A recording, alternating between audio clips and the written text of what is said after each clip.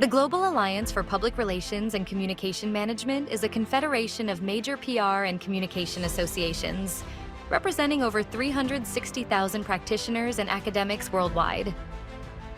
Every October, the Global Alliance for Public Relations and Communication Management dedicates October of every year to reaching out to students and young professionals all over the world to exchange ideas, network, and share insights into the trends and research outcomes, as well as discuss the future of the PR profession in the dynamic age of digital technology and artificial intelligence. This year, Global Alliance is celebrating Student and Young Practitioners Month by empowering students and young practitioners through a global series of activities this 2024. This initiative includes a summit of forums and webinars, running simultaneously across regions, and highlights the talents of emerging PR professionals. Through this initiative, the hashtag NextInLine revolves around the theme Responsible Communication, aiming to empower emerging PR professionals, students, and young practitioners through a dynamic series of global events, forums, and recognition programs. For the first activity, hashtag NextInLine Rocket Forums kicks off by engaging participants through 6 regional forums, focusing on dialogue and collaboration. These forums are divided into student and young practitioner tracks and will emphasize the importance of creating actionable strategies for responsible communication. Here, participants will also commit to the hashtag NextInLine Manifesto, a pledge to uphold ethical communication standards in their careers. To spotlight innovation and leadership, 60 exceptional young communication leaders from universities, organizations, agencies, and brands across 6 global regions will be recognized for their outstanding contributions in innovation, social impact, and responsible communication. These future leaders will be honored at hashtag NextInLine Hero Web Conference for their role in shaping the industry's future. The Student and Young Practitioners Month will conclude with Hero Web Conference, a virtual roundtable that will bring together top-notch young speakers from around the globe, from recent graduates to industry leaders, to discuss the future of responsible communication. The event will feature interactive discussions, shared insights, and offer participants valuable takeaways on maintaining ethical standards in their work. This SYP Month, 2024 Global Alliance aims to unite young voices who are building a responsible future in the PR and communication industry and beyond. This October, join us as we celebrate and recognize students, young practitioners, and emerging leaders as they shape the future of responsible communication in the PR and communication industry. Be part of the conversation.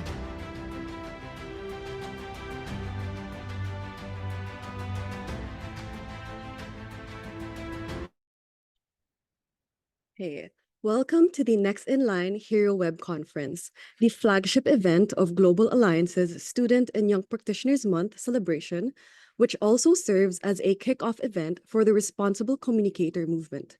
Today's conference is aimed at empowering the next generation of PR and communication professionals through collaborative, innovative, and responsible practices. Now, to formally open today's session, let us welcome Ms. Ana Pista, the founder and CEO of Arden Communications, who is also a board member of Global Alliance and the chairperson of this year's Students and Young Practitioners Month. Ms. Ana will provide an overview of the exciting topics to be discussed today, including the challenges and opportunities in responsible communication, which is essential for shaping a trustworthy and inclusive digital landscape.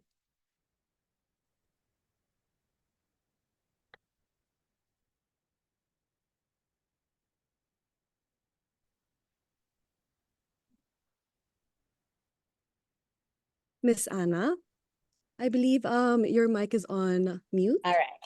Sorry for that. Good morning, good afternoon, good evening, everyone. Welcome to the NextInLine Hero Web Conference. Today, we come together to champion responsible communication in our industry. As young communicators, you now face exciting opportunities and complex challenges, navigating fake news, misinformation, and AI-driven content. Today's conference could hopefully empower you with practical insights on ethical communication, mentorship, and accountability to inspire innovation and integrity in PR. To formally open the first session and start the ball rolling, let me introduce our moderator, Professor Dalien Rene Benecke. A key member of the Global Alliance for Public Relations and Communication Management and a professor at the University of Johannesburg, Professor Benecke brings extensive expertise in PR ethics and digital media. She also co-authored a groundbreaking study commissioned by Global Alliance titled Global Perceptions and Insights about the Practice of Public Relations, the result of which are being shared with us for the first time today.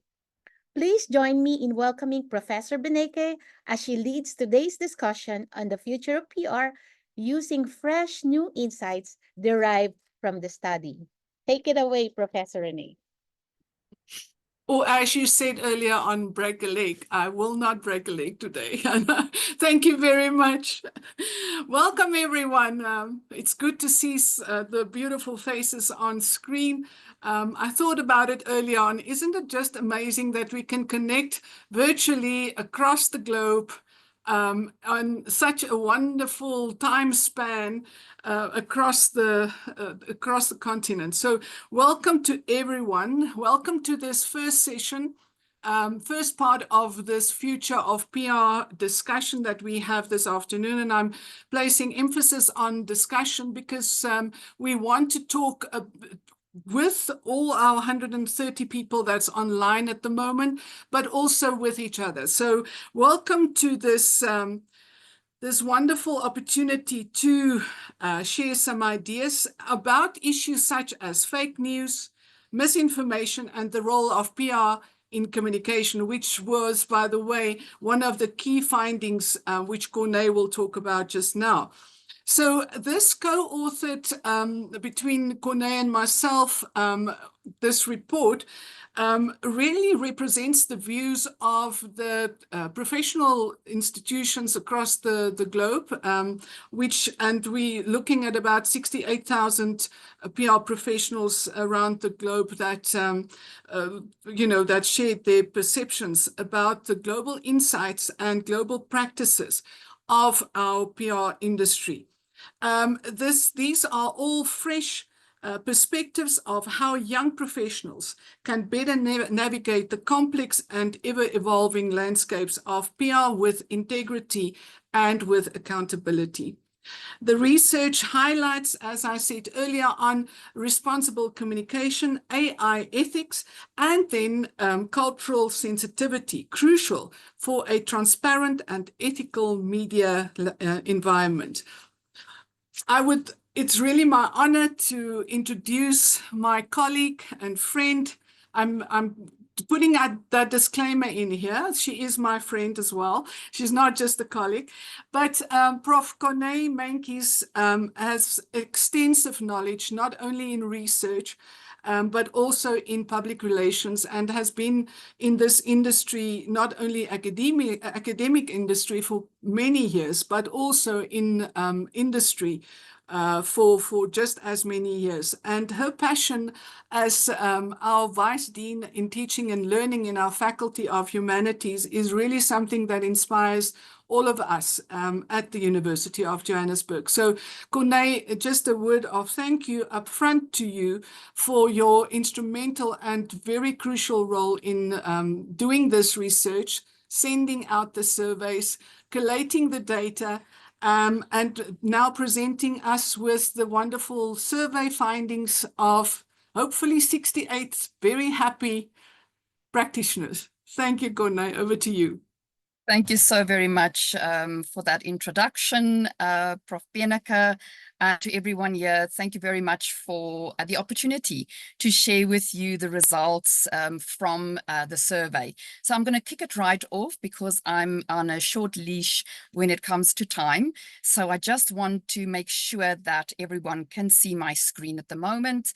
So you can just let me know if that is not the case. Okay, perfect. So as Prof. Benecke mentioned, this research report is titled Global Trends and Insights about the Practice of Public Relations Relations, a professional association perspective, because we've asked professional associations to share with us some of the insights that they have gathered from their respective members throughout the world. So I'm just going to give you a broad overview of the results. There is a report available for the detail, should you be interested in that.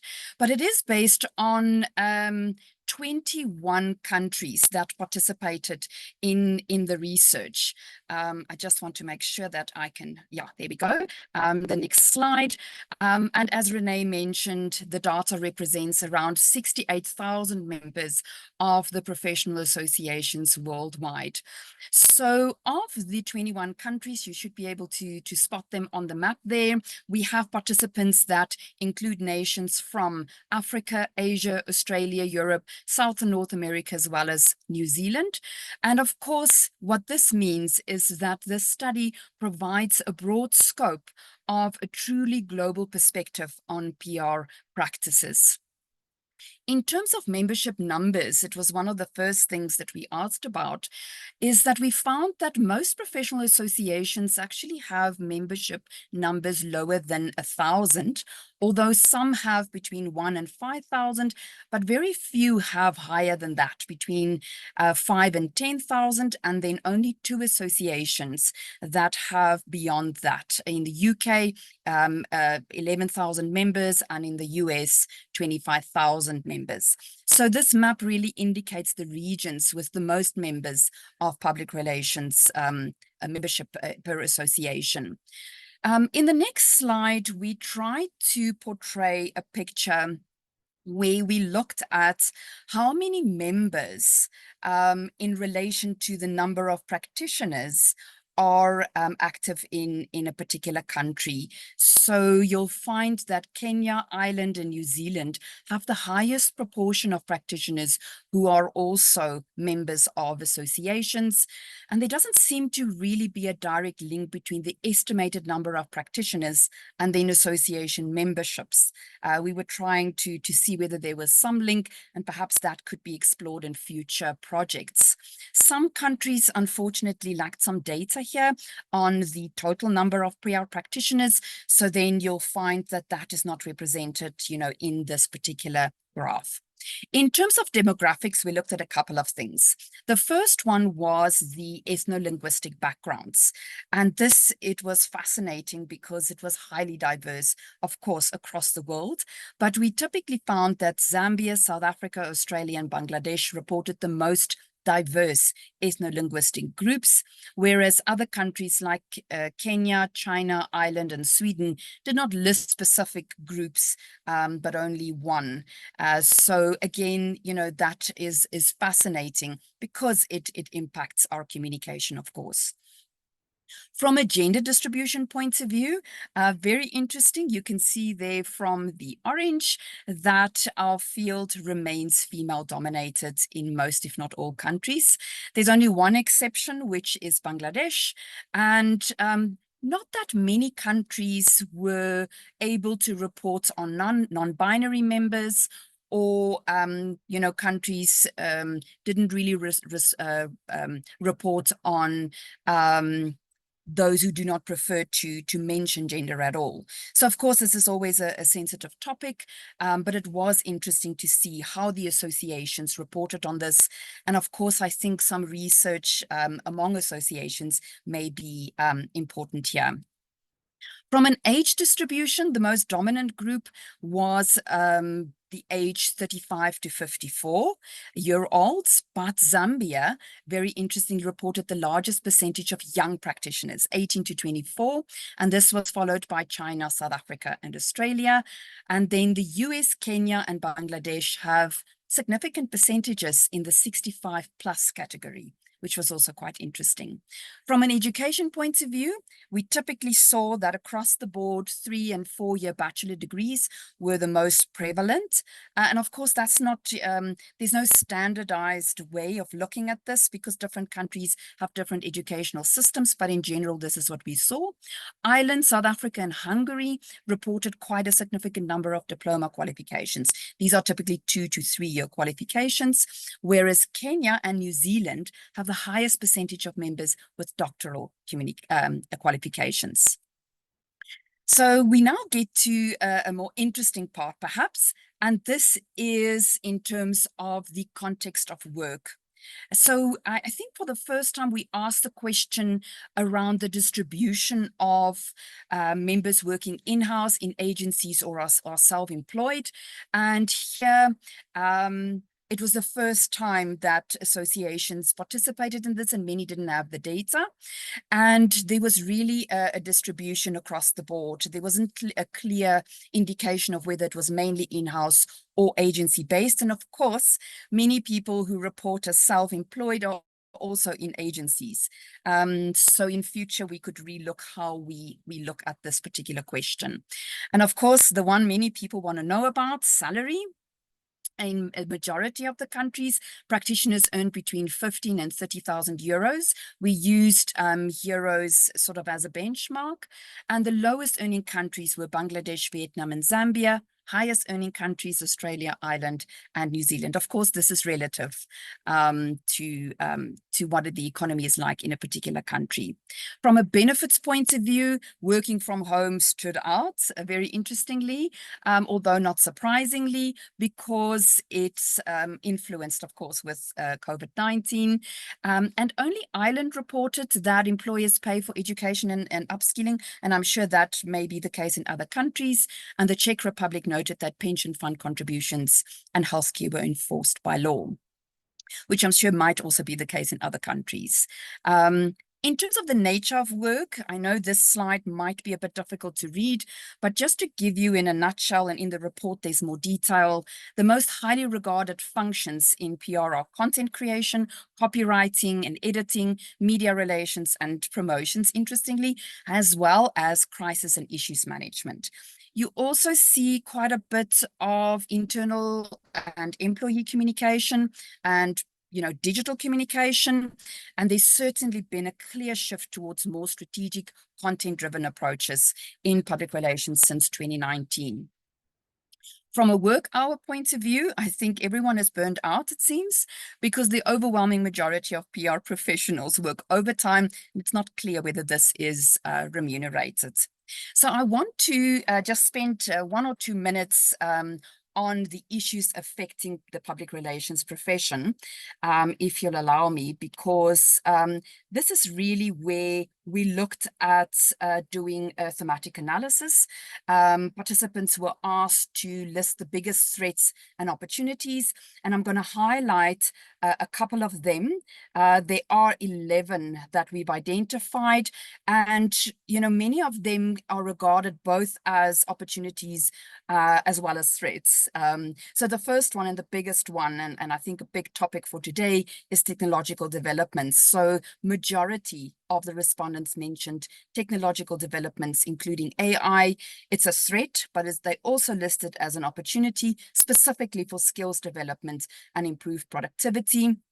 And of course, the unethical use of AI were regarded as linked to misinformation very often and disinformation, and the need for more human-centered communication. Then, of course, this links very well with fake news, disinformation, and misinformation. This was the second biggest threat that participants listed, together with a profound influence on the credibility of information shared specifically on social media platforms. So here, fake news plays a big role in terms of trust that the public have in institutions as well as individuals. The strategic function of PR was mentioned by at least 8 different countries as a key focus area in current PR practice. And this strategic decision-making aided by AI, together with various data sources, is believed to enable better reputation and stakeholder management. The recognition of PR was still listed as an issue, and this was linked to credibility still being a problem for some practitioners across the world, resulting in financial constraints, budget cuts, etc., placed on PR and communication projects. Digital communication and, of course, changes in the media landscape plays a role. This was mentioned specifically by countries in Africa, South and North America, and New Zealand, although I'm sure it's more universal. And this is regarded as disrupting our normative practices, the way in which we do things and how we engage with our stakeholders. Skills development, a big issue for the professionalization of the PR industry. A number of countries mentioned this. And of course, it was all about upskilling and reskilling, specifically around AI, but also in career development, creativity and education to enhance professionalization and ethical practice. Limited resources, I think I mentioned that very briefly, but this is linked, of course, to the lack of recognition of PR in some areas. Environmental factors, both internal and external.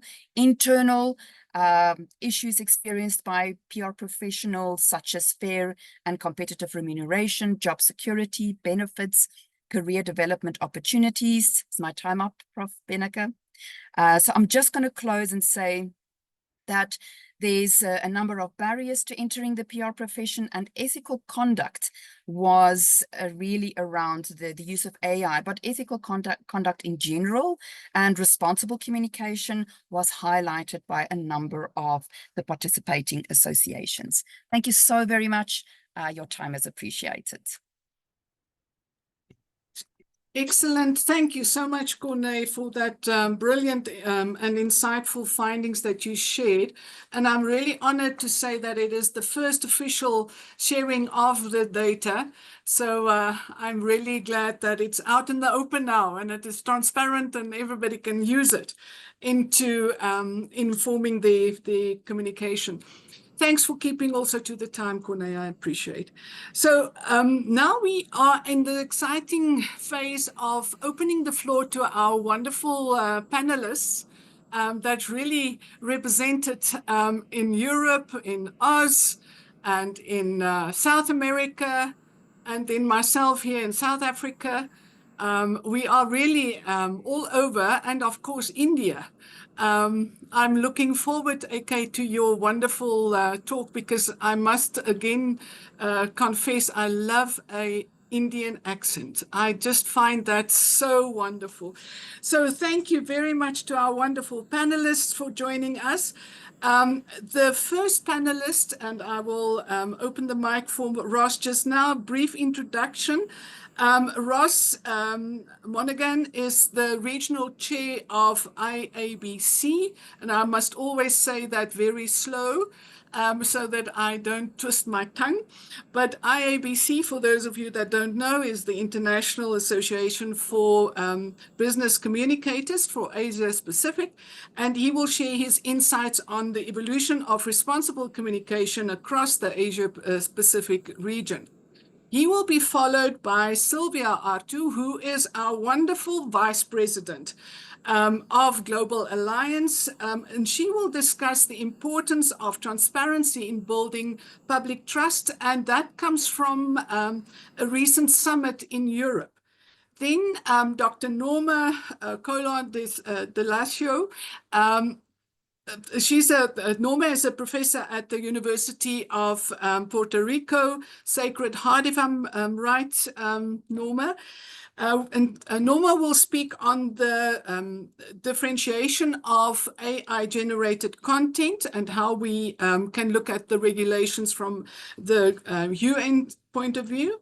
And then lastly is AK Gupta, Aakanksha from India, co-founder of Outer Circle, and she will talk about authentic CSR efforts and responsible communication. So to kick off the panel discussion for 5 minutes, Ross, over to you. My question to you is, with your long history of corporate communication and all the number of organizations you worked in, your innovative approach, which according to our wonderful online platforms have told me that you like introducing innovative teaching methodologies. What, in your opinion, does these results mean as in your role as educator? Because that, I believe, is a very important role. And how does that influence your students and what you do in the class? So thank you, Ross. Thanks. Thank you. Great question. And what an honor to be here. Great work by the Global Alliance. And I know Anna's done a lot of work organizing this. So thank you. And my esteemed panelists, great panel of people. Yeah, look, I think you pulled that that quote about me out from AI, which I think is a bit of a hint about the future of public relations. Look, representing the International Association of Business Communication, business communicators in the Asia Pacific region is a honor, and I absolutely love getting out, talking to practitioners, but also to people in organizations, commercial, government and non-government organizations, talking to them about their communication needs and how communication can help them and their organizations achieve what they want to achieve. And I always remind my students that that's what we do as public relations. As you were talking about, there was discussion about the key issues facing us. AI is absolutely one. It's the number one topic of conversation at the moment. But people talking about the perception of PR, sometimes, having worked my way up as a journalist, as a public affairs, public relations officer, and then a CEO for an industry association, and talking to a lot of comms people, I sometimes get the feeling that not everyone in professional communication understands their role within organizations. And I want to emphasize to everyone and to all of those young practitioners and the students listening that our role as practitioners is to help organizations achieve their goals, and we do that through responsible and ethical communication. We do that in two-way communication. We certainly, reputation is about doing the right thing. It's about saying the right thing, and it's about doing that in a authentic way. So as comms people, I think we need to listen to our communities, and we need to help our organizations adapt to the changing nature of society, which is changing day by day. Which brings us to AI, and that is the key technological issue. As an academic, I from early on in the introduction of a generative AI, I've really tried to use it with my students because it is not something that you can ignore. I know from my discussions with students and young practitioners that they are worried about their future roles or, because of AI issues. But as has been told to me more than once, it's not AI that's going to take jobs. It's people and practitioners who don't understand how to use AI that are going to lose their jobs or are going to lose out in the long run. So my recommendation is to understand how to use it ethically and responsibly. And we could have a whole seminar on this. But in short, what I've been doing in my classes is getting my students to think about how they can use AI to help them brainstorm ideas, think outside the box, get AI to challenge you about the ethics of what you're doing, about whether it is you're thinking about diversity and a whole range of other issues. If you use it as a way to brainstorm and kickstart projects, it can be really, really useful. And that mirrors what I'm hearing right throughout the amazing Asia Pacific region, where 60% of the world lives here in the Asia Pacific region. And I don't notice that there are too many differences in the way practitioners are coping or not coping with AI throughout the region, but many of them are saying that AI is great to kickstart projects, to brainstorm, to challenge you on those ideas. Many people are also using it to fine-tune their work, and I get students to do that as well. Many of my students have English as another language. So AI can help them fine-tune their work. It can produce audio content, a range of other material. But what it's not good at, and this is where I will close because I'm almost out of time, is that it was mentioned that human-centric communication. We can't forget that at the heart of communication is being human. And for the students listening, the early career practitioners listening, we can spot AI generated writing and content. So do not think for a minute that by getting AI to write something that you're going to pull that off as real human written content. It just isn't at that level, and I don't think it is going to be for a while. And one of the problems with AI, and this I think is good news for us, and this is where I'm going to leave it, is AI is never going to be able to empathize with humans. I do a lot of work in emergency communication, bushfires and floods. AI is never going to be able to understand what it's like to build a house, have a family grow up in that house and lose it to a natural disaster. But a human will be able to understand that and will be able to empathize. So there are lots of positives from AI. I think it's going to streamline what we do. It's going to make us more productive. But there are certainly challenges. So in summary, we need to embrace it, but understand that, at the heart of communication is humanness.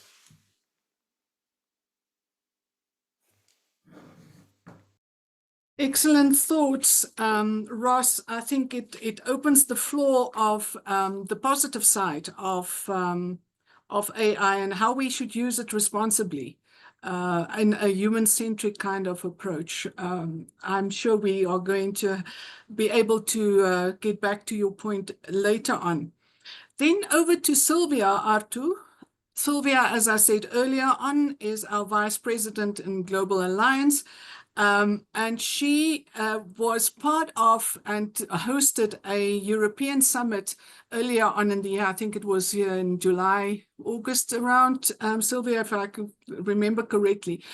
But you said something in 22 that was actually very profound for, looking at events just in the last while in our own world, that social media is a counter power.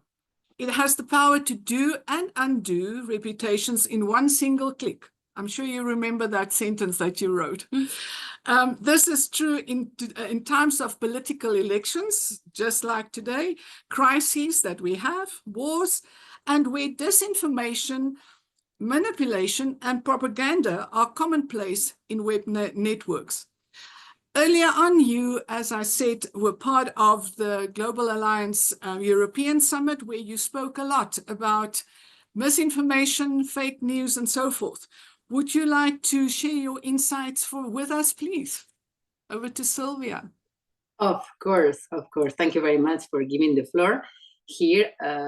Yes, our Global Alliance European Summit was in March, not in July. And misinformation, fake news was a key topic on this summit that we addressed with key European leaders in Madrid. And we had a head of a communication agency, a CEO, based in Ireland. And Ireland, you must know, that is the social media platforms headquarters in Europe. Okay, so we learned a lot. And we learned, for example, that the business model of social media is to maximize user interactions. engagement, likes, comments, and opposed opinions, sensational content draws people attention. And we are in a quantity versus quality, and that leads to fake news. And this is reinforced through AI techniques, artificial intelligence techniques, and data also analytics. Why? Because it spreads rapid and widespread dissemination very quickly, because we are speaking about content personalization, you know, Instagram, TikTok, they are creating bubbles aligned with our beliefs, reinforcing them, and also them making them credible. And there is this creation of fake content, realistic images, videos, like deepfakes, which are difficult to detect. And don't forget that there is also automated dissemination with bots that massively spread fake news to amplify impact, creating illusion of popularity, of trust. So all this, of course, contributes to the polarization of the society. And we saw it, and we addressed this in Italy, for example, in Germany, where we have extremism arising in conflict times that we have in Ukraine, in the Middle East war, or in times of elections. You mentioned the recent political campaign in the States. It is clear the social media platforms bypassed traditional channels and with the aim of to rely targeted support. There have been concerns about the spread of false information and also manipulation. Manipulation is not only about fake news, it's also about manipulation to focus on a short and a simple controversial message, and it's not the globality, it's not the main idea. And sometimes it appears to be spontaneous or citizen-led, you know, like the astroturfing technique, which is very powerful because it becomes viral very quickly. And facing this, you are going to ask me, what is the solution? What is the solution to this? To me, it's clear. It's education and ethics, both. Education to understand and to fight those techniques, and ethics to act with integrity. And I'm addressing now to young people. Critical thinking, fact-checking, verification, also social media policies, code of conduct, ethical principles, and this is what we have at the Global Alliance. And I can mention the Responsible Communication Manifesto. I think that, and being very business-oriented, I think ethical behavior allows reputation, and reputation is business.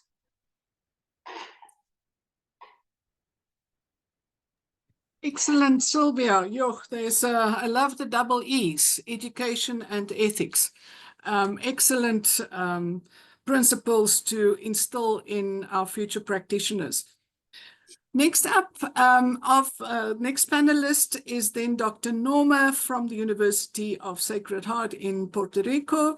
Norma, from our surveys, you would recall that Corné spoke about some of the requirements and suggestions, you know, of how responsible communication and ethics can and should be investigated and instilled in our future practitioners. From your point of view, and we spoke about regulations and what is available. Now, I know that you have a great interest in the regulation and the guidelines that we offer, and along which we need to act as responsible communicators.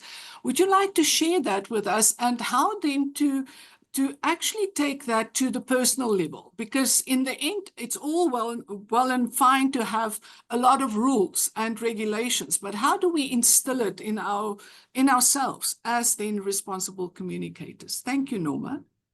Well, thank you so much for this introduction. From my perspective, I believe the ethical standards begin with you.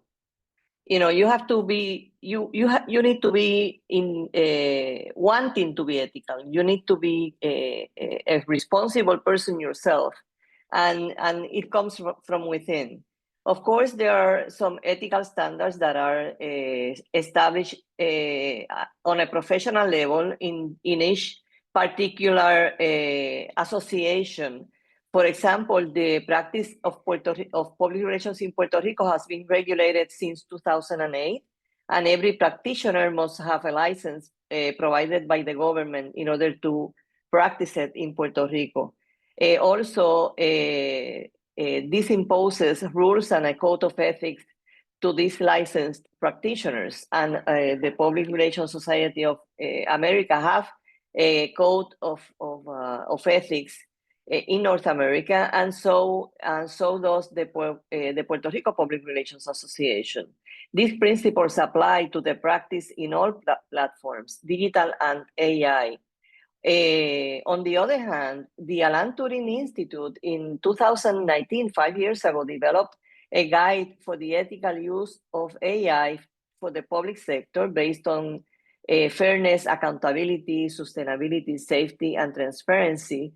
And so did the Global Agreement on Recommendation on the Ethics of AI from the UNESCO in 2021. This agreement includes ensuring diversity and inclusiveness when using AI, fairness and non-discrimination, sustainability, transparency, responsibility. The United Nations has been working also on the ethical use of AI. They are still working on that. And the Women for Ethical AI at the United Nations promote that women are represented equally in the design, use, and deployment of AI, as well as gender-friendly and inclusive AI systems.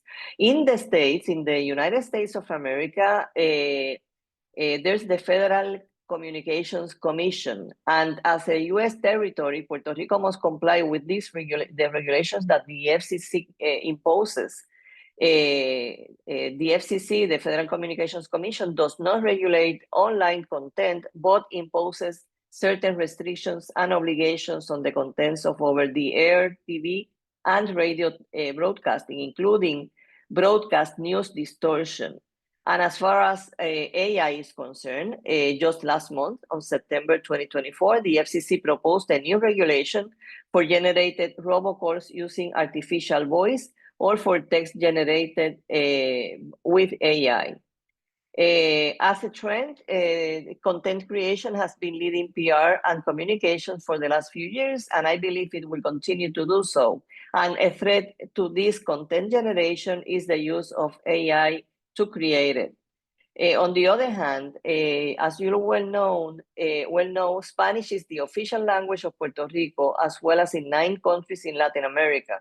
Portuguese is the official language in Brazil. English, French, and other regional indigenous languages are also considered to be official languages in other countries within Latin America. With that landscape, in order to be effective, PR work has a challenge and must focus its efforts in each region's language, culture, and beliefs.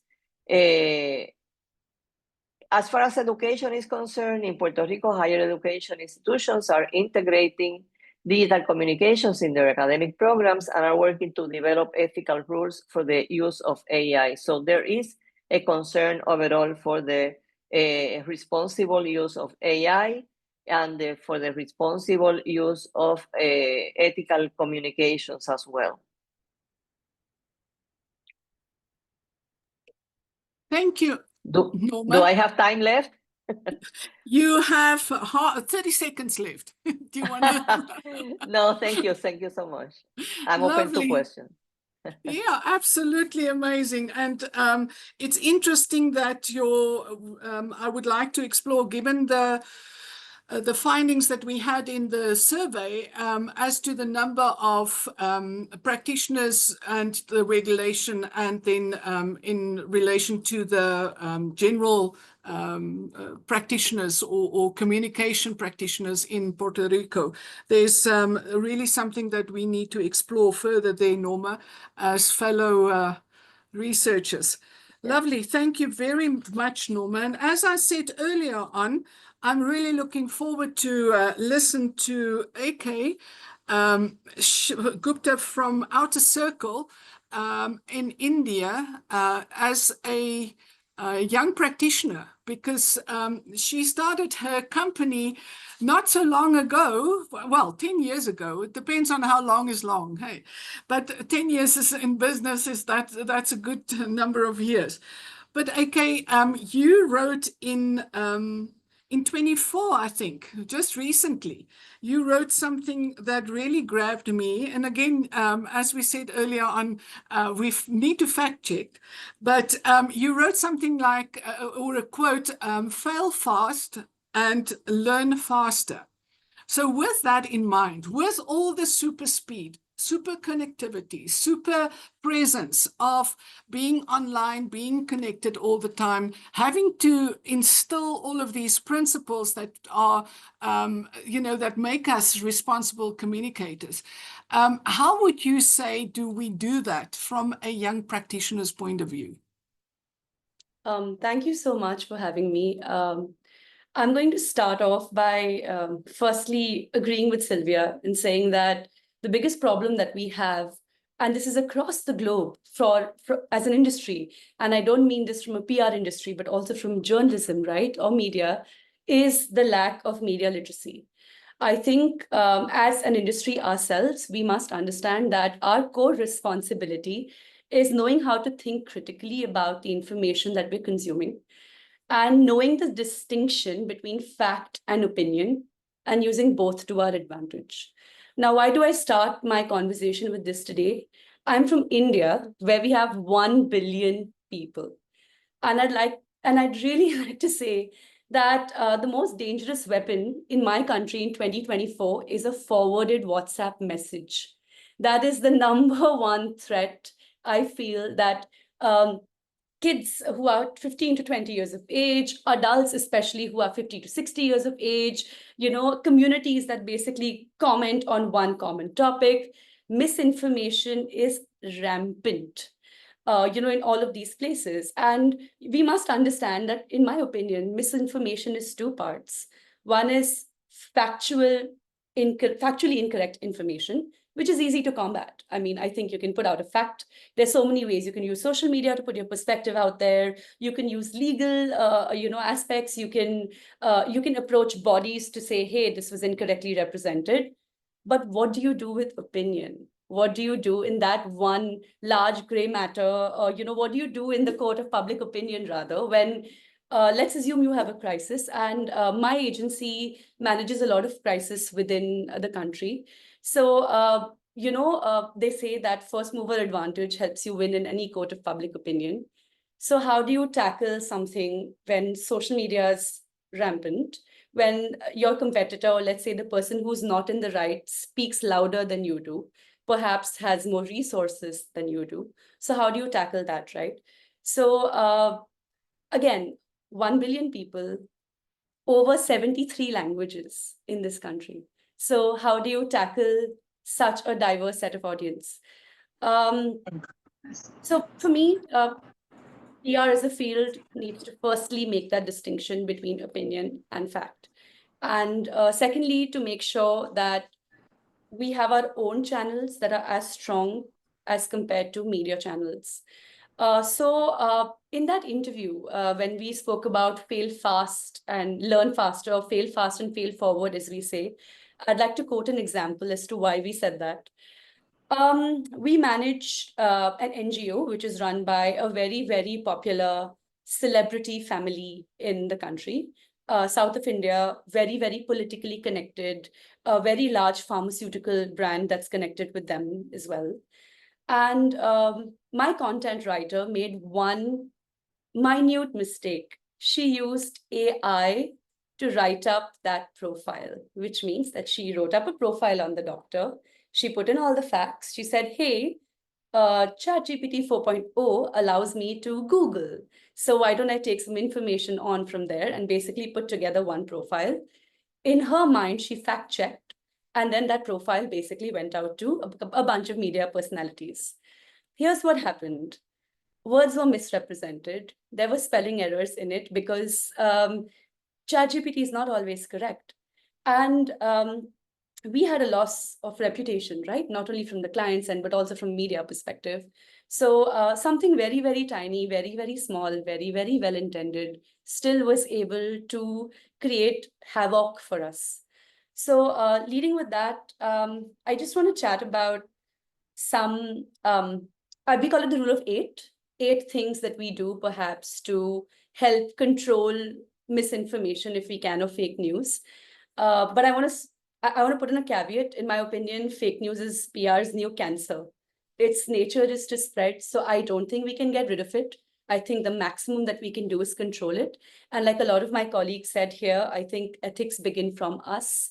So here's what I think my rule of 8, or rather TOC's, the other circle's rule of 8. We own up to mistakes promptly. And we do that by using social media methods, basically making sure our own channels are extremely strong so that if there's an error that's made, that works as a news portal. That's primary. We discredit unofficial spokespersons. Very, very often, there are a lot of people who are speaking on behalf of your brand. So we make sure that we take that away. I'll be quick because my colleague has told me I have only a few seconds left. Partner with credible news sources, seek verified voices of authority.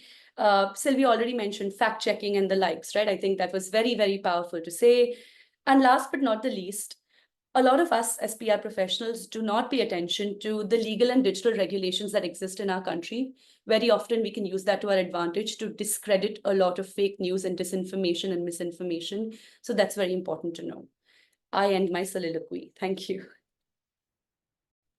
Beautiful. Okay, I could have listened to your 8 points the whole time still, but I would like to open the floor to our 150 people that's online for their comments, their questions.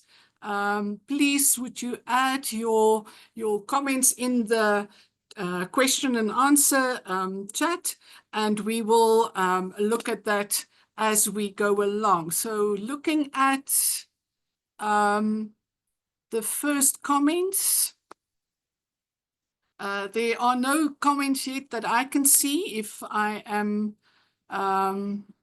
looking at the right platform. Do you see any questions yet, Anna?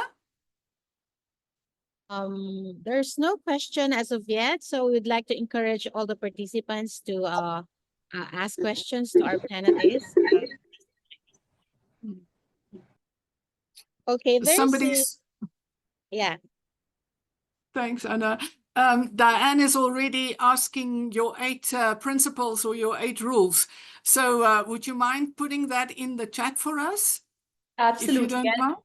Diana, I'll take you for a cup of coffee in Bandra, and you and I can sit and break these 8 rules down. So please meet me next week for sure. You know, I entered late. I didn't want to miss out. So I just thought that if you have, I would like to take a look at it. But yes, we'll catch up for sure. For sure. Thank you. For everyone, knowing Diana's a beautiful, lovely PR entrepreneur from India, a lot of respect for her. And Rene, I will put down the 8 pointers in the chat here right now. Beautiful. Thanks. Okay. I think what the 2 points that I think what is very crucial, and you referred to that as well, AK, is what Silvia alerted to, is that good ethics is good business. And your example absolutely said that. What was your recourse from that fateful misspelling and misquotes? How did you recover from that? So we owned up to our mistake firstly. So ethics all the way. And I think it's important to know that being ethical is as important as spreading the right form of information. So when we make mistakes, I think it's important to own up to it. So we did that. Secondly, what's helped is over the years, we've built great relationships because we have been transparent and ethical. So we were able to leverage our relationships and be able to correct a lot of that damage that was done. With regards to client from the damage, the damage from the client's end, there was a lot of sweet talking and there was a lot of apologizing and there was a lot of mindful responsibility, accountability that we took. They still are clients. So this happened a year and a half ago. So I'd like to believe that we've done okay. But we just owned up to our mistakes and ensured that we had a better process moving forward. And just linking to your quote of failing forward, the individual, your employee that did that is still with you?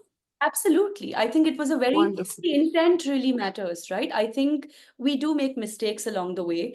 Also, we must understand that English language is very differently consumed with different sets of audiences. So I could be saying something in a certain way, like Ross mentioned, right? A lot of practitioners do not have English as their first language. In this case, it's similar. English was not this lady's first language. So I think empathy goes a long way. She's one of my strongest players now. So 1.5 years of great training. So credit to Miss Alita D'Souza from our company who's done a fabulous job. But she's definitely very, very much still with us. Wonderful. That is excellent. And there was obviously a hidden agenda that I had there with that question, is that, yes, we all make mistakes. And I think that is what is important, but that you have that you give people the opportunity to rectify their mistakes, to have a mindful learning experience with that in mind as to how to do it better. You know, in our circles, we often say that we love doing critical thinking, but the critical thinking, I think, when it comes to AI, is on steroids, because then we have to really ask ourselves: so what are the various viewpoints, and how do I make sense out of these diverse viewpoints, and how do we use that? So, all right. Yes, there's Anna.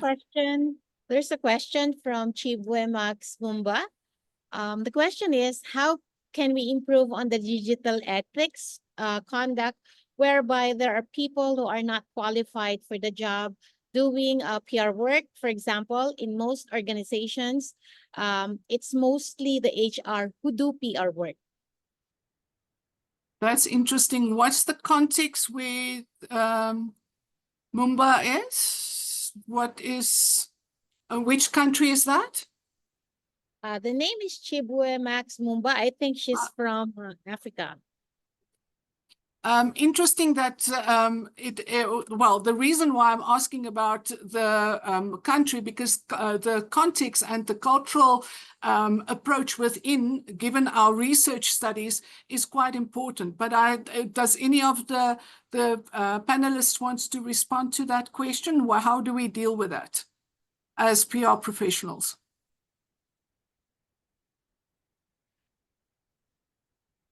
Norma, can I ask you? You mute? I didn't. You're still on mute? Okay, now. Great. Now we can hear you, yes. I did not get that question again. The question that I have, that people are quoting here, is that digital ethics conduct whereby there are people who are not qualified for the job. Yes, yes. Doing PR. I read it. Mm-hmm. Yeah. I read it. How would you deal in Puerto Rico with that? Yes, yes. Well, you know, in Puerto Rico, you're not supposed to be practicing public relations if you don't have the license, that to begin with. However, we do have practitioners who do not have the license. And the problem lies in that they change their titles. You know, they say community relations, or they say public liaison, you know, or they put a different name. And they avoid using the public relations name. So, however, the the company or the organization that the person works for must establish ethical standards within their company. If that person is doing work, PR work for, let's say, a PR agency, the PR agency must have an ethical or somebody in the agency, perhaps a boss or a superior, must be a member of our association or must have a license in order to have that agency or in order to be practicing public relations. As I said in the beginning, the ethics come from you. If you don't have ethical values within you, it's difficult to assume ethics from an imposed source, you know. But in order, if you practice public relations and the organization that you work for imposes ethical standards, then you have to comply. You have to follow that. Thank you, Silvia. Thank you, Norma. I wanted to go over to Silvia. Yes, thank you. That is very insightful and important to do that. Quickly to you, Silvia, we are cognizant of our time. We don't want to infringe in our next session. Yeah. So if you can wrap up that for us, please. Okay, perfect. I wanted to say, as a professional communicator, I have a deep belief, okay, that as communicators, we have the power to change the world, okay? This is important. And we have to be first good at that we do, okay? Preparation, good school, permanent training, upskilling, reskilling, and also what we mentioned, personal ethic, okay? To promote dialogue, to promote different opinions, inclusion, fighting disinformation and hate, because nowadays, you are not of my opinion, you are not my friend. I mean, this person, we need critical thinking, thinkers. We have brains and we have to use them for the good, my friends. I am very optimistic. I am sure that all young people here, young practitioners, are going in the good direction because they are listening to us. Thank you. Thank you, Silvia. Yes. Yeah. Yes, there are still a lot of questions in the inbox right now. And since we're coming to time, so maybe all these questions maybe pick up at we will pick up the unanswered questions in our next session later. So I'd like that Rene ends the first session and thank all the speakers that we have at the moment. Yeah. Lovely. It will be very quick because I think I don't want to go over our time. So thank you, a sincere thank you to Ross, Norma, Silvia, and AK for your wonderful thoughts that you shared with us. Just the last thought also to our regional directors at Global Alliance for all their help in making this month a very successful month, to Corné for sharing the research and being such a pivotal part in the research and in the survey. And I would just like to end with this quote. In Africa, we say that you don't know the power of the individual if you have not spent a night in the room with a mosquito. So please remember that we all have tremendous influence and power as an individual. Thank you to everyone. Thank you. Thank you so much for all our panelists. We are now ending for the first session, but we'll have a 5-minute break. And when we come back, the second session will start at 3:15. Also, please stay tuned for the recognition of this year's Responsible Communicators. Thank you very much.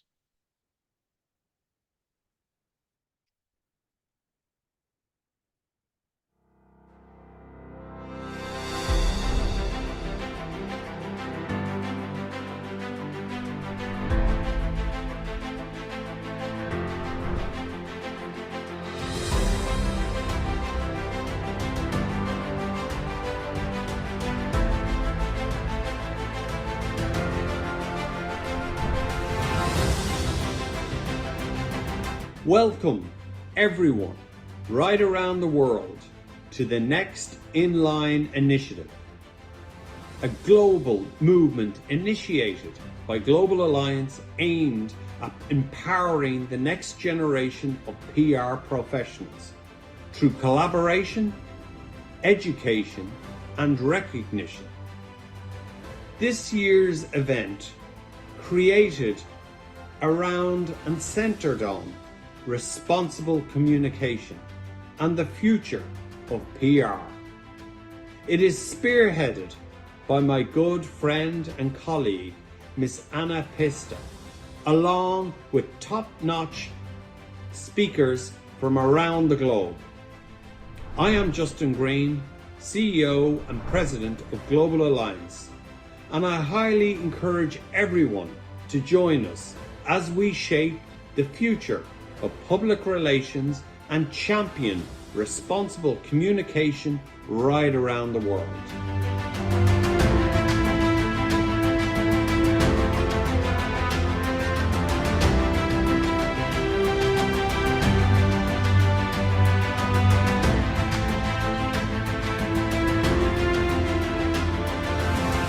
The NextInLine initiative is Global Alliance's way of empowering young communicators and practitioners, providing them with the skills, knowledge, and opportunities necessary to create a positive change in the future of public relations. Through initiatives such as NextInLine Rocket Forums, Hero Web Conference, the signing of the NextInLine Manifesto, and responsible communicators recognition, we are providing these emerging professionals the tools they need to navigate the complexities of today's PR landscape. The way we communicate now will shape the world tomorrow. Being a part of this is about future-proofing not just careers, but the industry itself.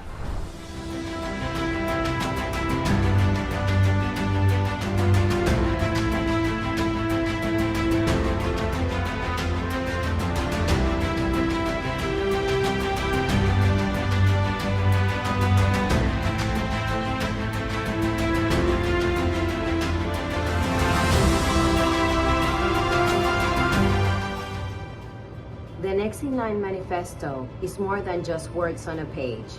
It's a lifelong commitment to responsible communication.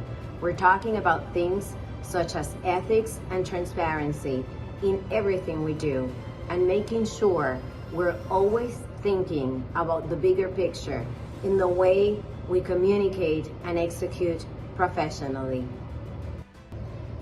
This is at the heart of the NextInLine initiative. We aim for those who pledge themselves to the manifesto to not only embrace its principles, but also carry them forward throughout their careers.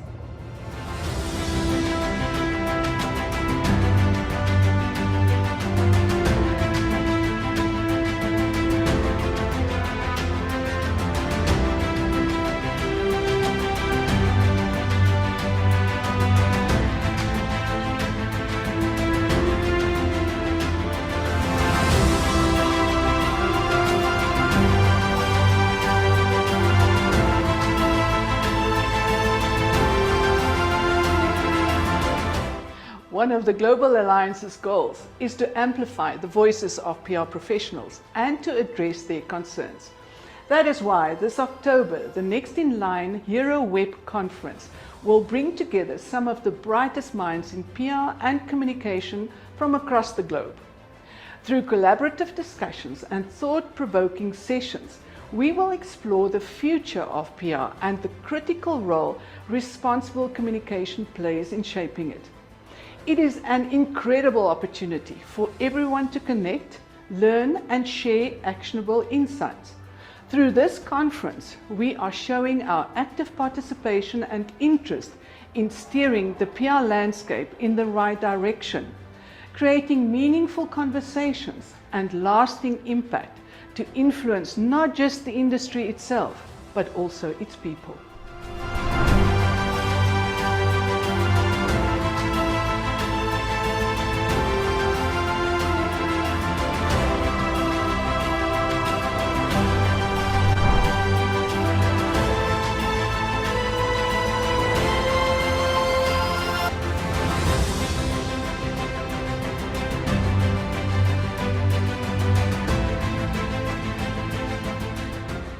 As professionals, we have the power to not just lead, but to inspire the next generation.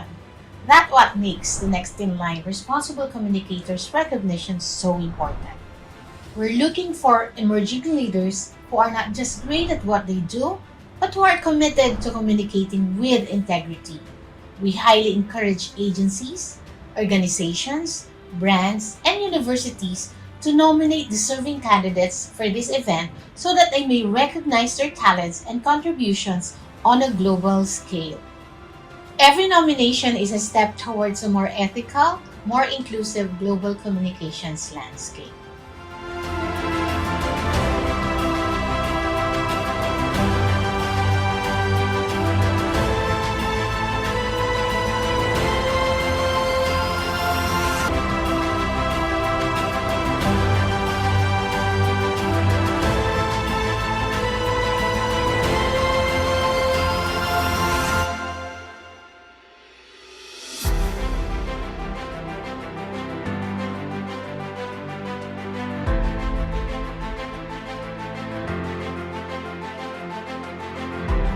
At Global Alliance, we believe in empowering the next generation to take the lead. The Next in Line initiative is your chance to make an impact. This is at the heart of the Next in Line initiative. We aim for those who pledge themselves to the manifesto to not only embrace its principles, but also carry them forward throughout their careers. Your participation is what will drive the future of our profession. So please join us in this endeavor, and together, let's build a more responsible, ethical future for public relations.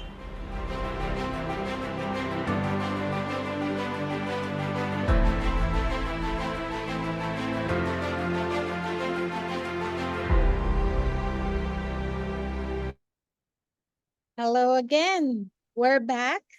That was a quick break. There's a lot of questions that weren't answered a while ago, but we will try to answer them in our next session. So for this one, I'd like to welcome everyone for the second session on responsible communication. Today, emerging professionals often face tough ethical dilemmas. For this particular session, we hope to offer guidance on seeking mentorship and support when navigating complex ethical challenges. We'll also ask our panelists to share industry best practices and tips on innovating for responsible communication and pushing for industry-wide accountability. To lead this particular session, I'd like to introduce to you Stephen Shepperson-Smith.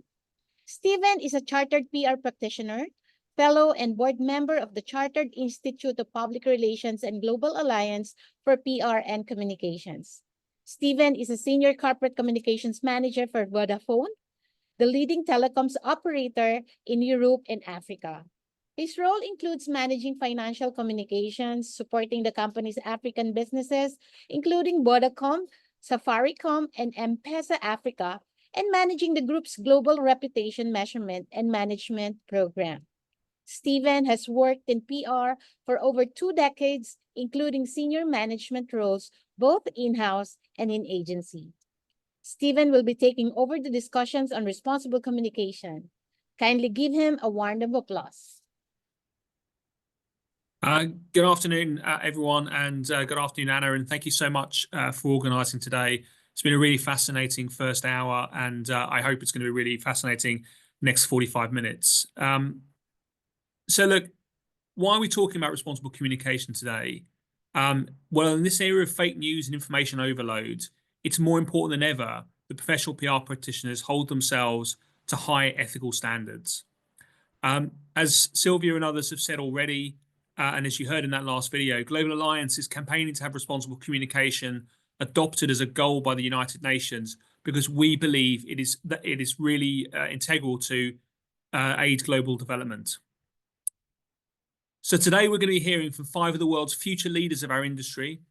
And as Anna said, they're going to share their opinions, views and experiences. And I hope that it will help all of you in the audience to both develop your professional careers and to become passionate about this topic, as passionate as you can tell we all are on the Global Alliance board. We want this to be an interactive session. So as Anna said, we've got lots of questions already. We'll try and answer those. If you have any other questions, please do post them in the chat.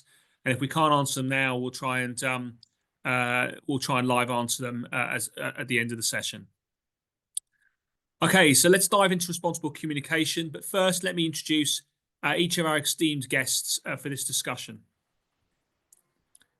As I introduce each of our panelists, I'd like them each to tell me very briefly about how they define responsible communication and why that's important for their role.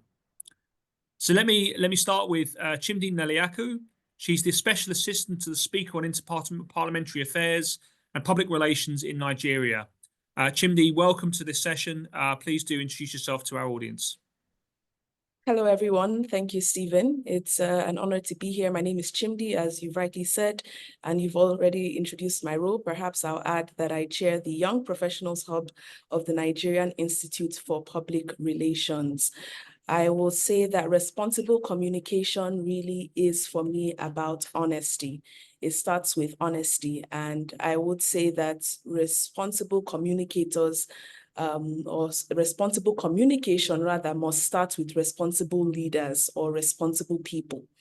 And that's why at the NIPR, under the leadership of the current president, we've really been emphasizing the role and the real need to have public relations practitioners at the heart of leadership of organizations, because we're not advocating for propaganda.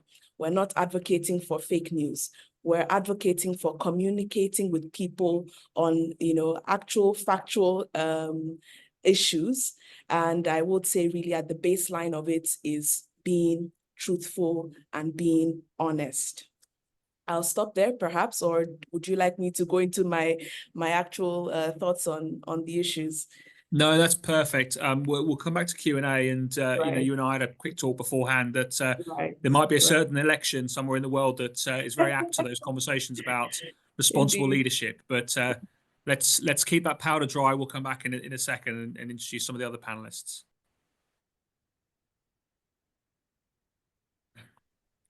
So next panelist I'd like to introduce is Diana Fernandes. Diana, as you heard very briefly before, joins us from India, and Diana is the founder and group CEO of Bloomingdale Public Relations. Welcome, Diana. Thank you, Stephen. Thank you so much. I'm delighted and very, very, very happy and proud to be here representing India, along with other senior PR leaders from the industry.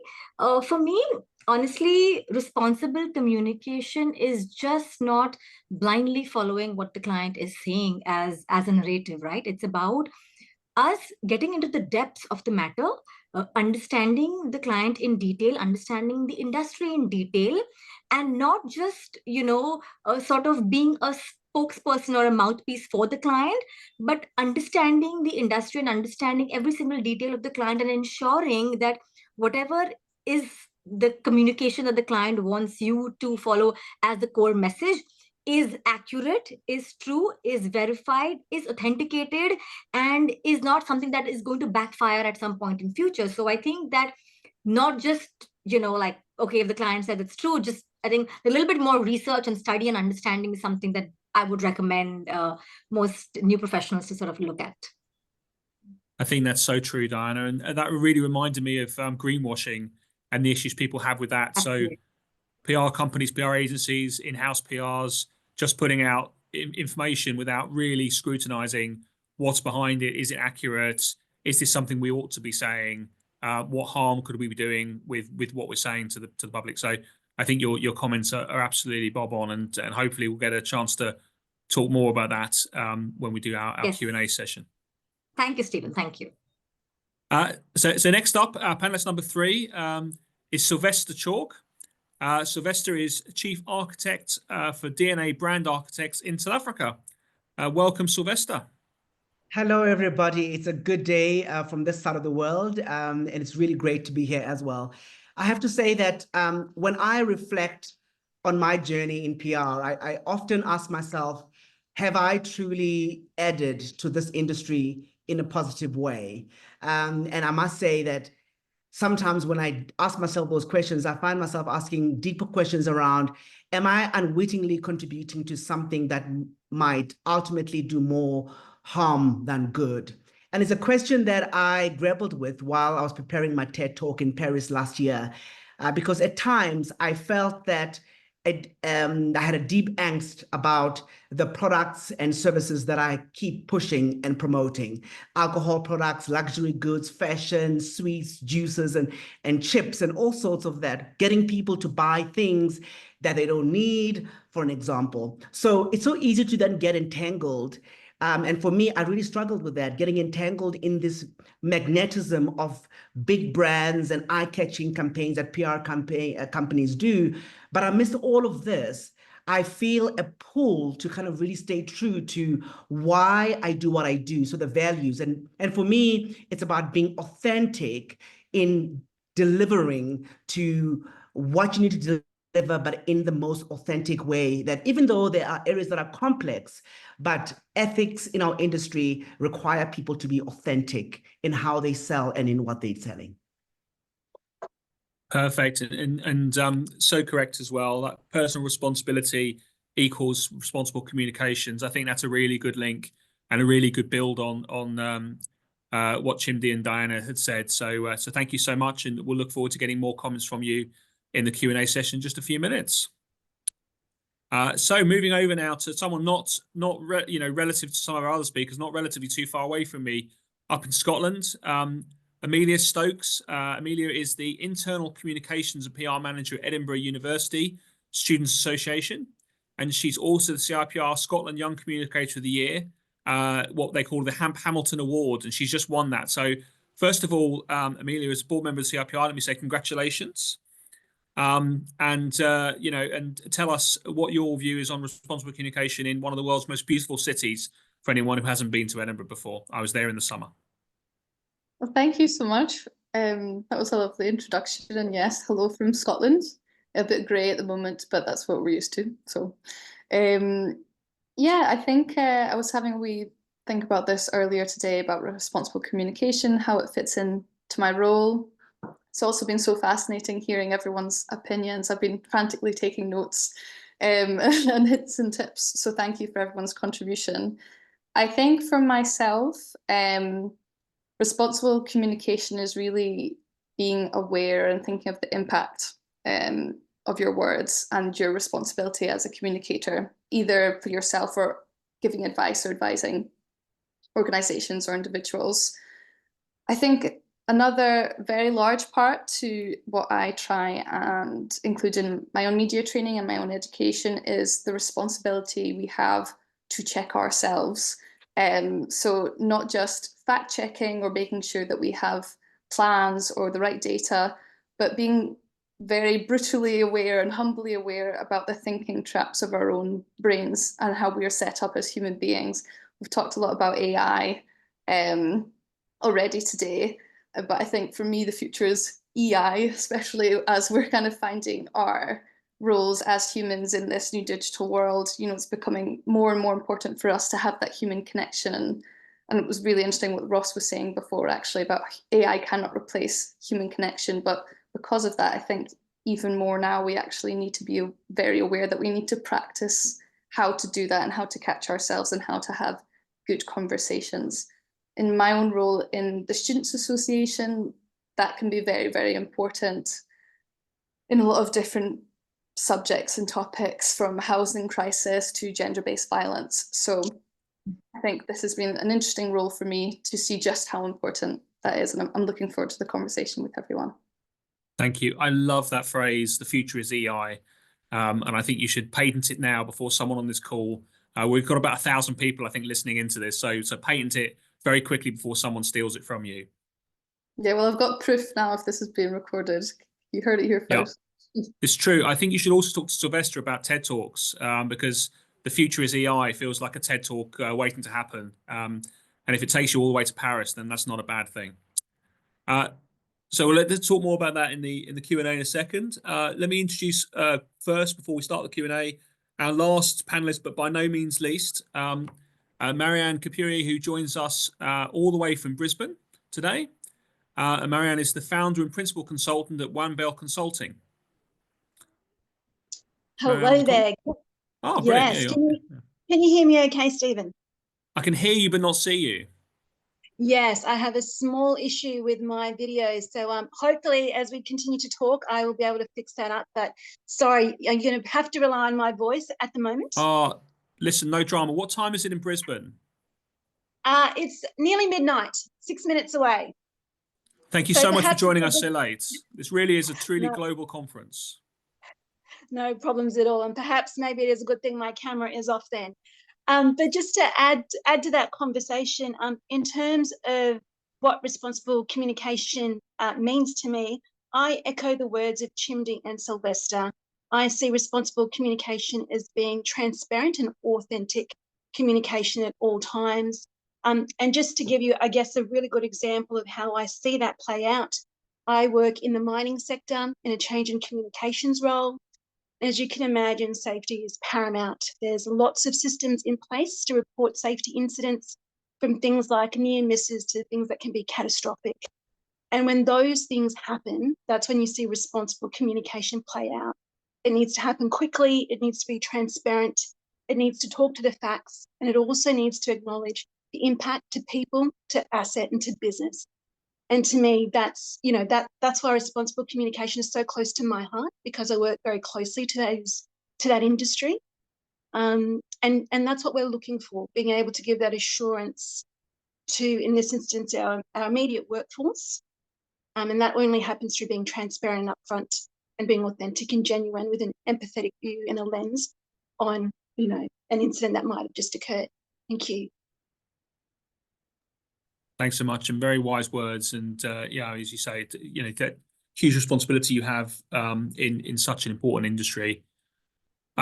Okay, so let's move on to the panel discussion now. What I'll do is I'll start with some questions for the panelists from me, and ones that they've discussed with Anna and me beforehand. If any of the other panelists have, I'll ask each of you a question, and then if any of the other panelists have got something they want to add to that, please by all means chip in, and then we'll try and cover off as many of the questions as we can from the audience before we hit our time. So let's pick up on some of the big themes of responsible communication, and start small with trust, which is probably the biggest issue in there. And I think trust is a sort of generational challenge, and it'd be remiss of me today not to mention the US election results, because I'm sure all of us are kind of looking at it and reading. I'm not going to get into politics and which side won, but I think what's really interesting is that authenticity question around those candidates in political life, and the nature of trust in politics, and the way that communication builds and destroys it. And I wanted to bring Chimdi in here as someone who works for Nigerian government. Chimdi, trust can be a real particular problem for government. So can you tell us how you'd seek to build trust in your role, and what your thoughts are on that sort of challenge for governments and the political sphere? Thank you.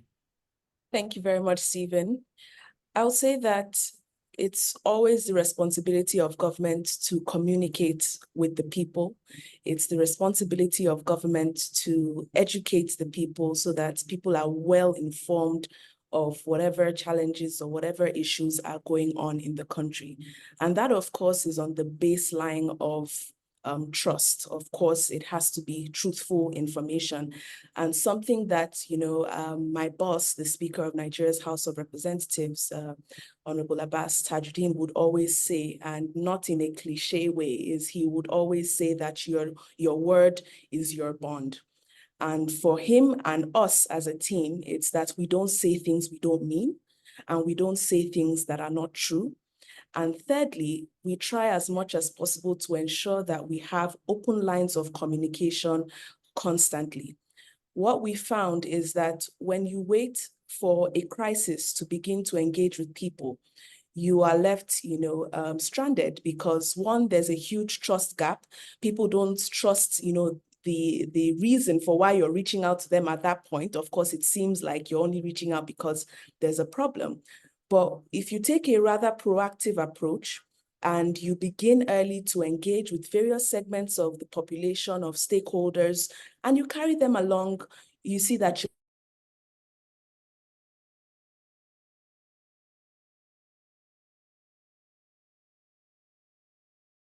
are you still with me? Okay, thank you. Something we've adopted within the House of Representatives is that we ensure we always have town halls with various segments of the society, whether it's women, youth, persons with disability, and so on and so forth. And then we've now formed sort of advisory boards, consisting of these individuals to actually advise the office of the speaker and to ensure that there are these open lines of communication, all year round. And this has been very helpful for us. So I would say, in terms of building trust, it really is about having that direct line of communication between government and the people. It's about being honest, and it's about engaging with empathy. And again, I've tested this several times. When there's a crisis and you engage with people, with empathy, and you genuinely explain, this is where the gap was, this is what happened, this was where we failed, this is what we would like to do to address it. Nigerians, and I believe people around the world, are really, understanding people. And to a large extent, they come on your side, and we now switch very quickly into problem-solving mode. So I would say we put the people first, we engage with people constantly and honestly, most importantly. Finally, I would just conclude by saying really that, again, responsible communication starts with responsible people. And in my work, I try not to see it as, oh, we're dealing with the public. I think about it, if my sister was in this issue, how would I engage with her? Or if my brother had this problem, how would I engage with them? Would I lie? Would I tell the truth? Would I, So when we look at it as though we're really just, having interpersonal relationships with our wider stakeholders, then we're able to make sure we have that truth component, and we're able to engage with empathy. Thank you. I love that phrase, responsible communication starts with responsible people. So although you didn't address the US election directly, I think that you can draw your own conclusions from that, and some really good comments on authenticity there. Diana, if I could bring you in next, and we've talked about trust in government, and obviously you work more with the private sector, and I think it's a huge challenge as well for private sector companies. So what I think Chimdi said so well is when there's a crisis, you need to have a level of trust and reputation. Otherwise, people don't give you a chance to kind of answer in order to respond and put your points across, whether they agree with it or not.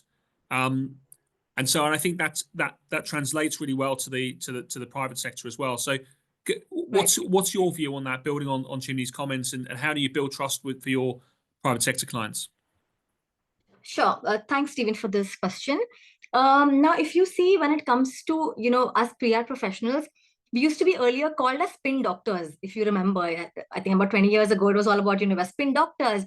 And spin doctors were meant to spin communication and spin information in a way to bring positive light to the company, to the individual that we're representing. Right now, in today's day and age, that has changed to just pass from positive communication to accurate communication. And the same goes for the private sector as well. Today's day and age, Stephen, everyone's a journalist, right? Anybody who has a smartphone is a journalist. Anybody putting up any video on Instagram or LinkedIn becomes a journalist. And news spreads like wildfire, So it's about us, how we move narratives from just being spin doctors and putting positive information out there to being cognizant of the fact that we need to understand where the client is coming from, and putting only authentic information out there, and being responsible for individual society, and communities that we are sort of going to be touching upon as representatives of this client's spokespeople. So that is, I feel, important.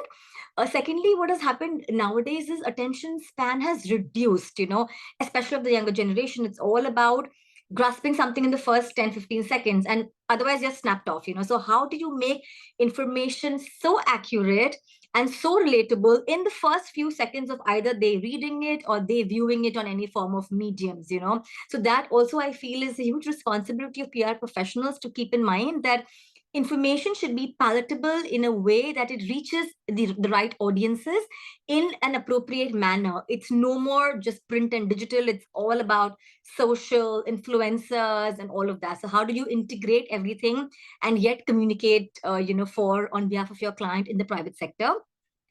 Lastly, you know, I would also want to throw some light upon that, you know, with information, excess information, because of digital and because of so much of data and chat GPT and all of that, while there are pros and cons, there are a lot of pros where you can get access to so much information, and that makes it really you know, it like there's so much available that you have to sort of sift through what is relevant and what needs to sort of be sent out for that particular client. So you need to really pick and choose and draft narratives that way.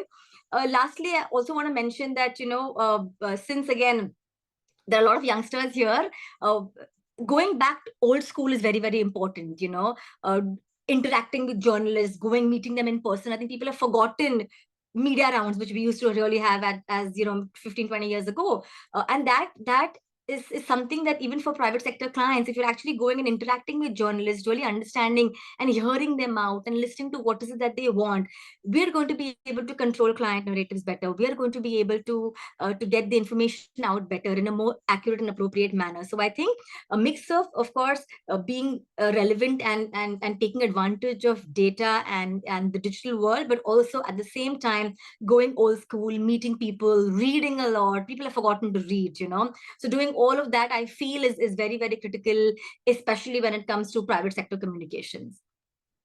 I think that's very true. Really, just before I let you go, actually, maybe it's time we can bring in a question that one of the audience asked about the role of transparency in the client-agency relationship. Because in the intro, you sort of said how important it was to not just be a spin doctor. Well, you said in the spin doctor here, but you said how important it is not to just be a corporate mouthpiece for your clients.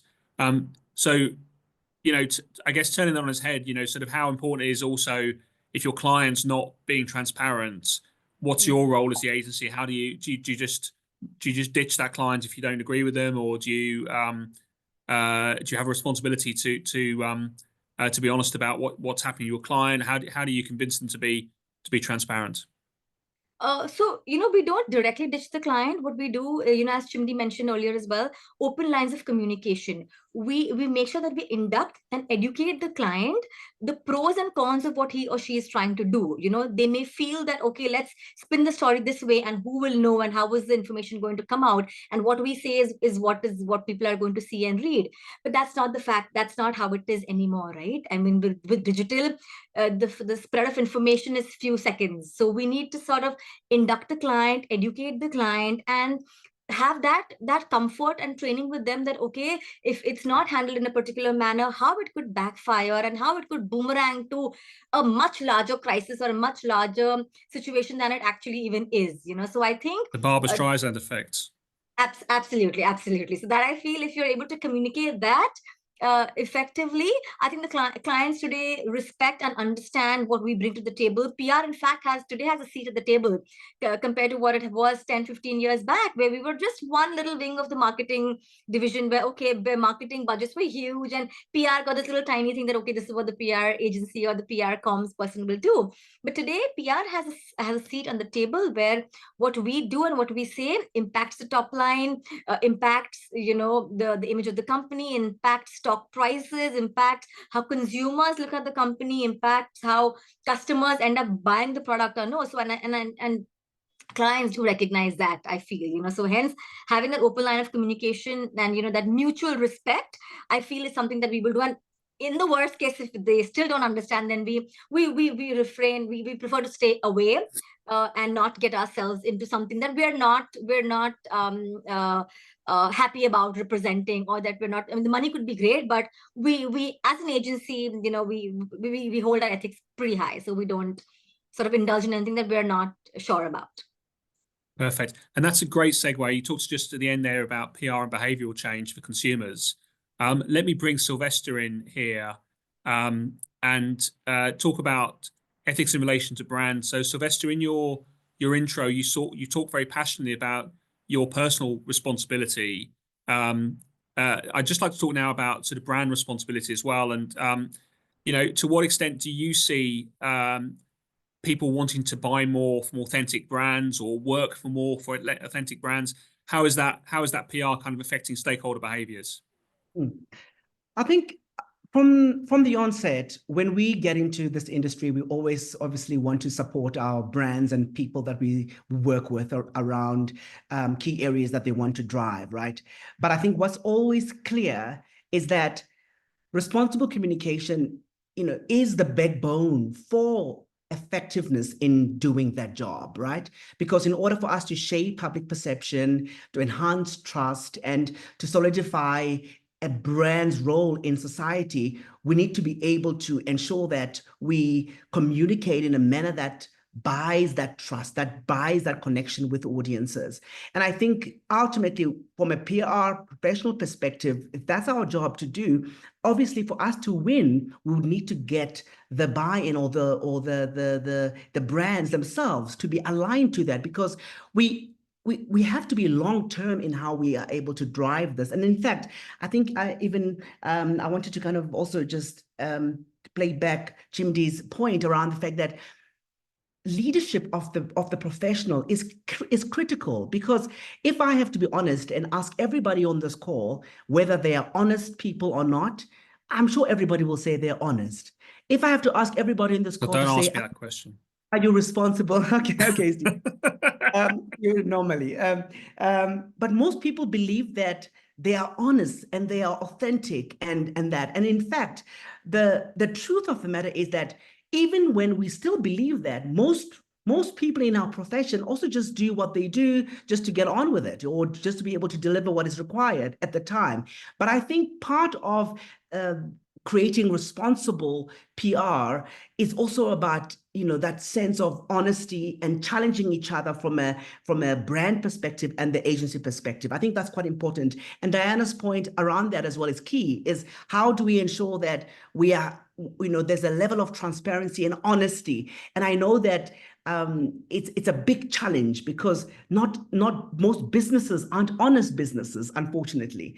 And how then do you maneuver that as you build? Is by making sure that as you align that communication, you know, you're also ensuring that it's aligned with what you believe and it's aligned with your values. So I think getting that balance of the brands wanting to build authentically must also be matched with you know, the professionals who are doing that. And I think it's not going to be easy to get to, but when it happens, it's the most powerful in being able to build a strong relationship with a client or with a business. I think you make a really valid point that sort of no one's the villain of their own story, and that's the same probably for brands as it is for individuals. And it very nicely echoes back to what Diana was saying just now about transparency and, you know, the responsibility, you know, the role that both in-house practitioners but also agencies like she works in and like you work in have to help businesses to understand, well, actually, this is what those audiences are thinking. And that again goes back to the point Diana made about going out and doing the legwork, speaking to journalists, speaking to other stakeholders, and really being able to reflect that back in.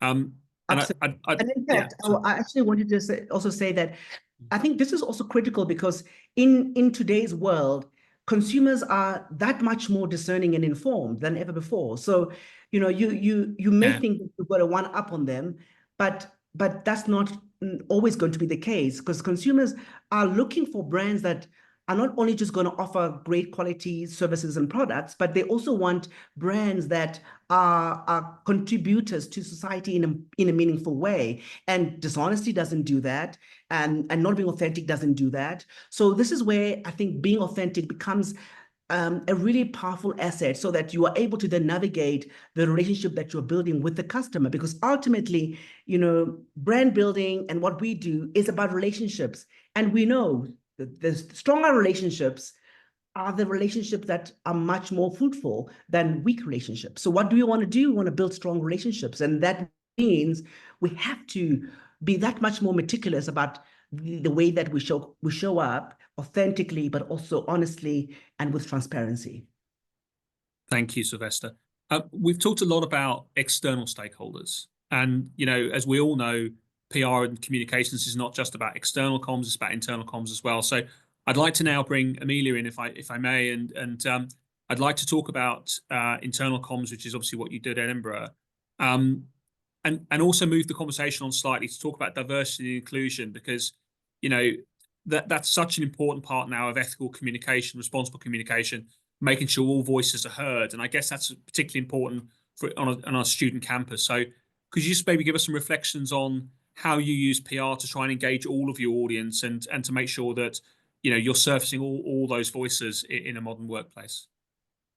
Yeah, very interesting. It's a very interesting area and topic. And I think that it's funny to go one internal communications, one external, because they, yeah, as you say, which overlap so much, particularly now. You can overlap if you want. It's okay. It's sorry. No, yeah, of course. I mean more like kind of the industry. You know, we have our specialties or specialities, or, you know, I work in this area or that area, but you end up kind of always merging and going across, and sometimes it can be a bit of a challenge to explain, you know, well, what does your role do? It's kind of, well, what doesn't it do? It could do everything. So within that, I think that particularly now for organizations, that consistency is important through how we deal with external stakeholders and internal stakeholders. You know, it's that classic legitimacy gap. Are you basically practicing what you preach? It's very nice to say to your external stakeholders, in this case, that would be a lot of students or even the public or the university, this is what we want to do. You know, we really value diversity and inclusion, but if we're not practicing that as an organization, then we're not really driven by those values, and we don't really, what's our role in trying to lead in that area, you know? So I think it is really important to have that mirrored across the organization.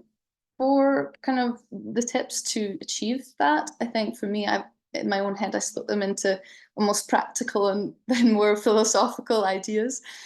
So the practical points, I suppose it's knowing who are you working with, or who are your stakeholders, who are these people, and that can be, you can get to know who you're working with, obviously, in your team and in the kind of team meetings, in that more personal approach, but then also having data on the type of people and the type of roles that are in the organization. So we have a few data points for us, either the staff feedback survey, that includes a diversity, equality and inclusion area. Also with HR, they've got a lot of different surveys they're doing that tell us, okay, well, who's working how and where, also what touch points do people have. So having the data is really important because it helps, you know, create projects that are actually going to be useful. For example, we had during COVID pandemic, a lot of things were moved online, which was great because then people had more access to that material,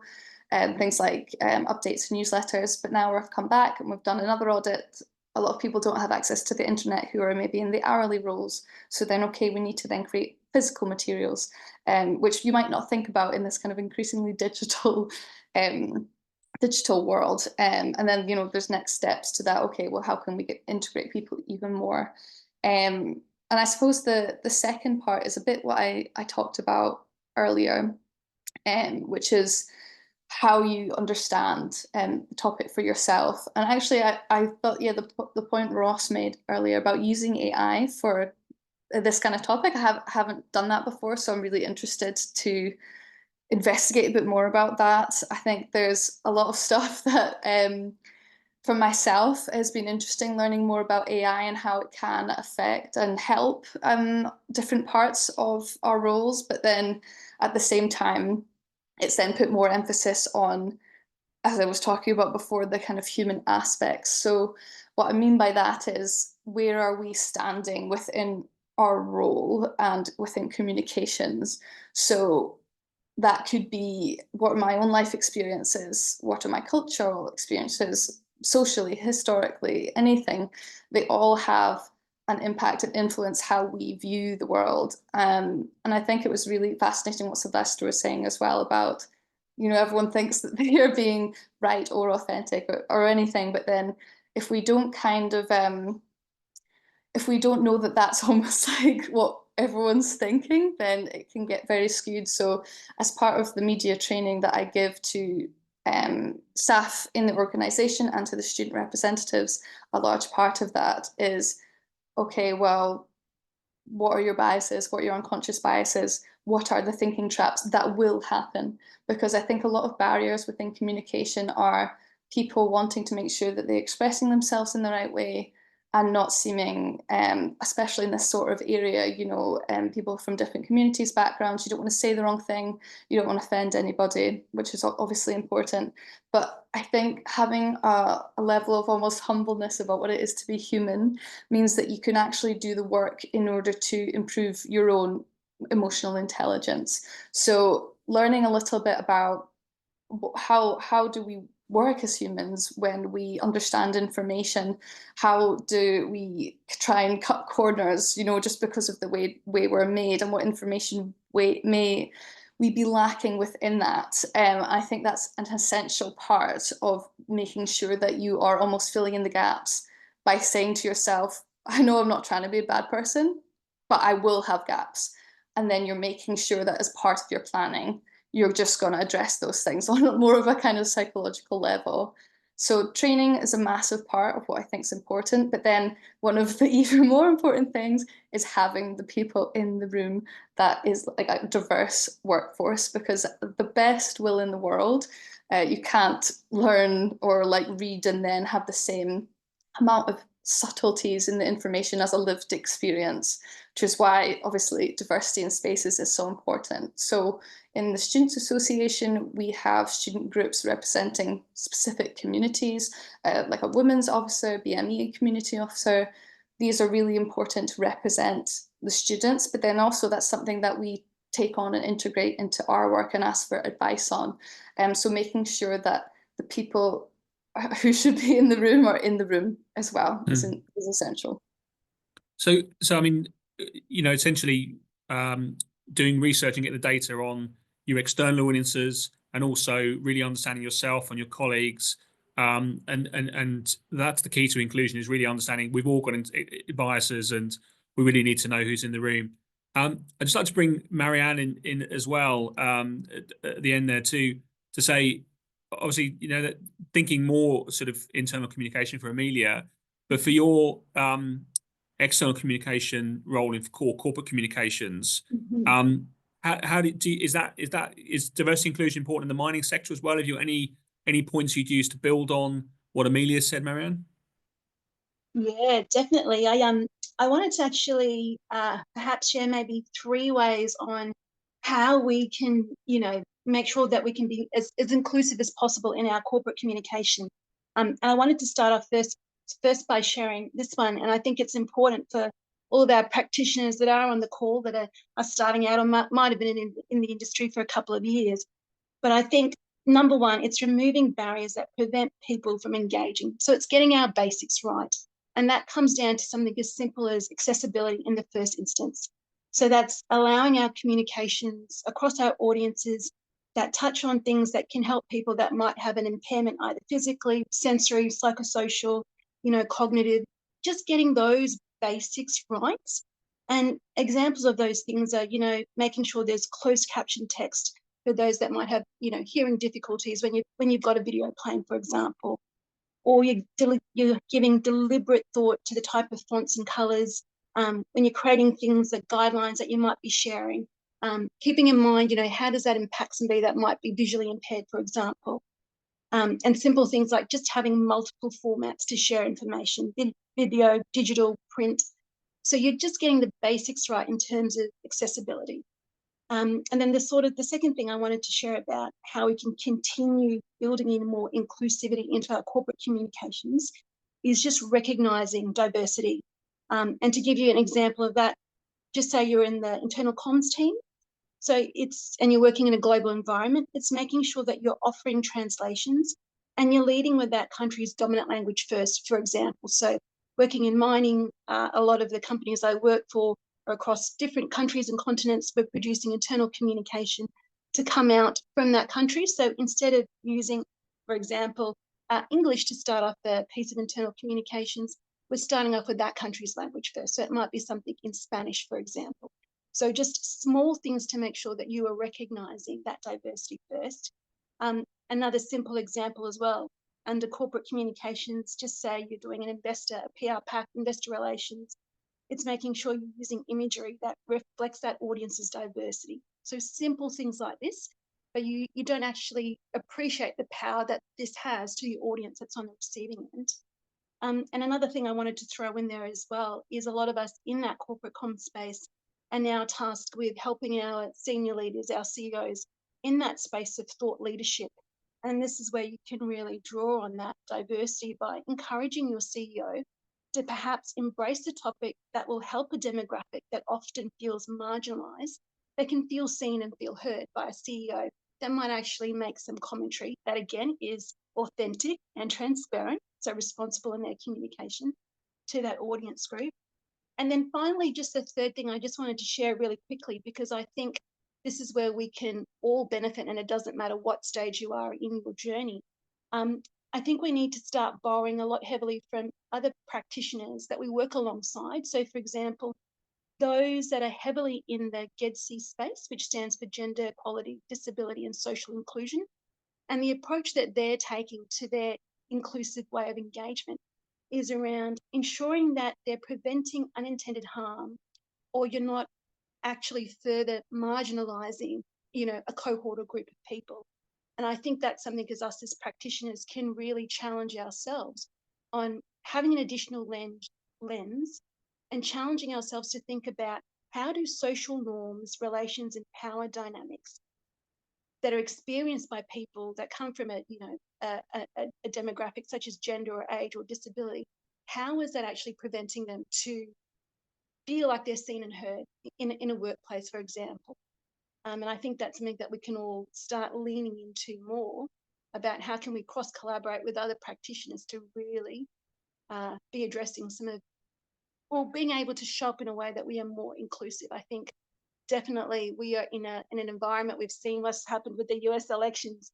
There is definitely scope for us as responsible practitioners to look at ways on not further marginalizing our audiences and making that actually a positive interaction in our engagement. Some brilliant tips there, Marianne. Thank you so much. And I love the last one, borrow with pride, and really learn from other people. And I think we can all be myopic at times and not be thinking aside. We're pretty much at time, and I wondered, Anna, if I could just ask the panel if we've got time to ask them for a one-word answer to one of the questions that's been asked in the group, or would you like me to finish now? You're on mute, Anna. Sorry. I think we got time for one more quick round or not? Yeah. Okay. Good. Right. One word answers then. So someone in the audience has asked, would you recommend PR as an industry to young practitioners with the sort of forthcoming AI Armageddon that's coming? So one word answers only, please. And let's go in reverse order just for a change. Marianne, would you recommend PR as an industry to a young practitioner starting today? Absolutely. Good, thank you. Thanks for keeping to the brief too. Amelia, what do you think?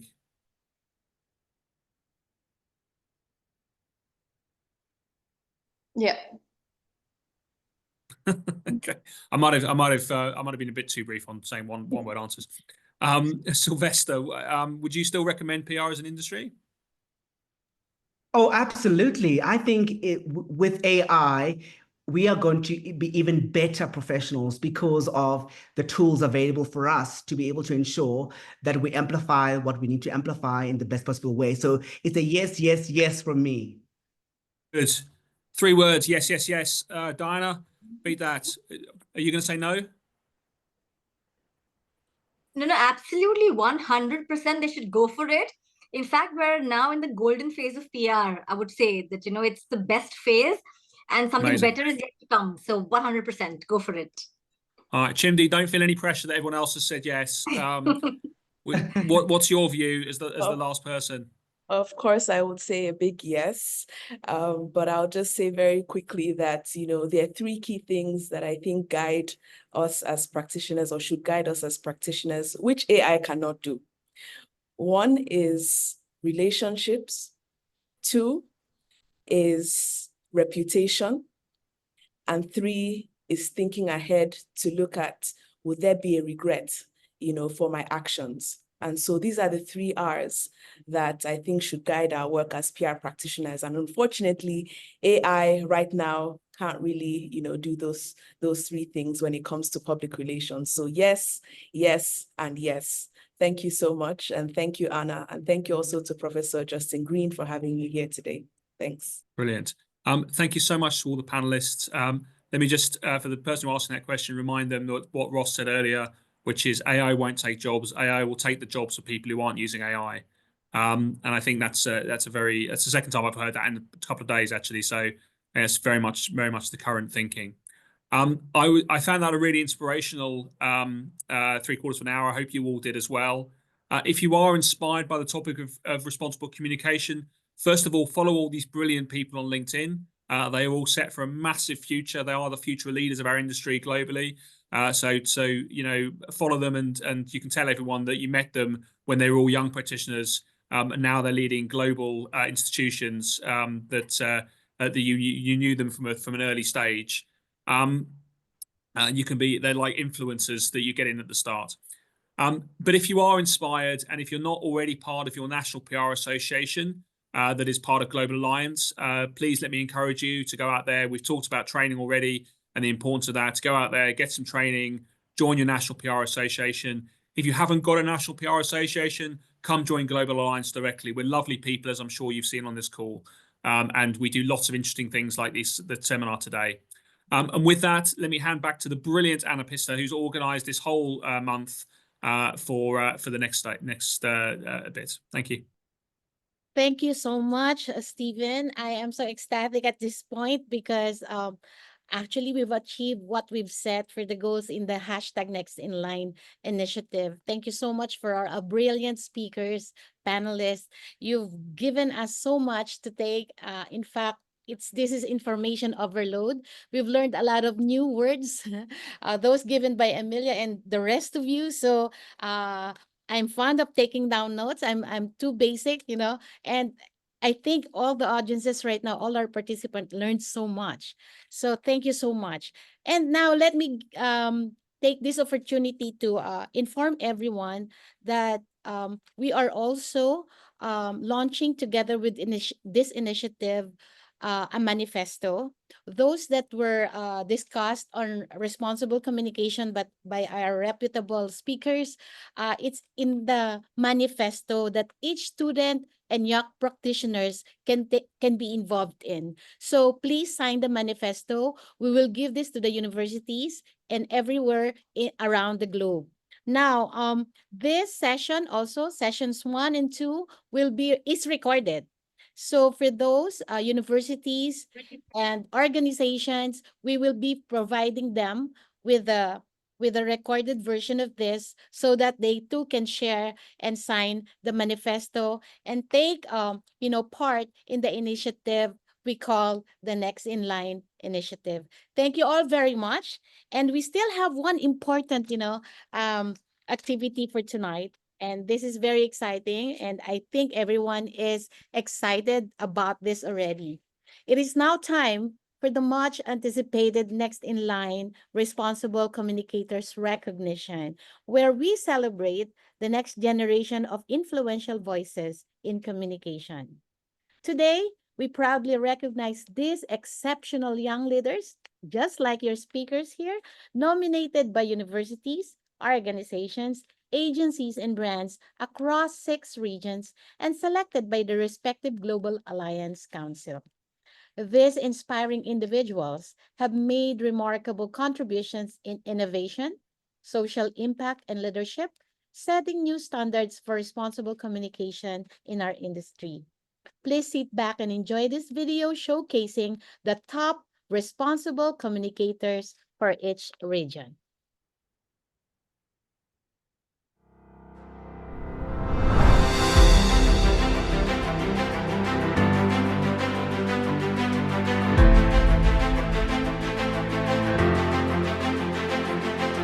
It is high time to recognize the exceptional communication leaders for their outstanding contributions in innovation, social impact, and leadership in responsible communication. These nominated communicators are recognized as Global Responsible Communicators. Starting off with the South Asia and Middle East region,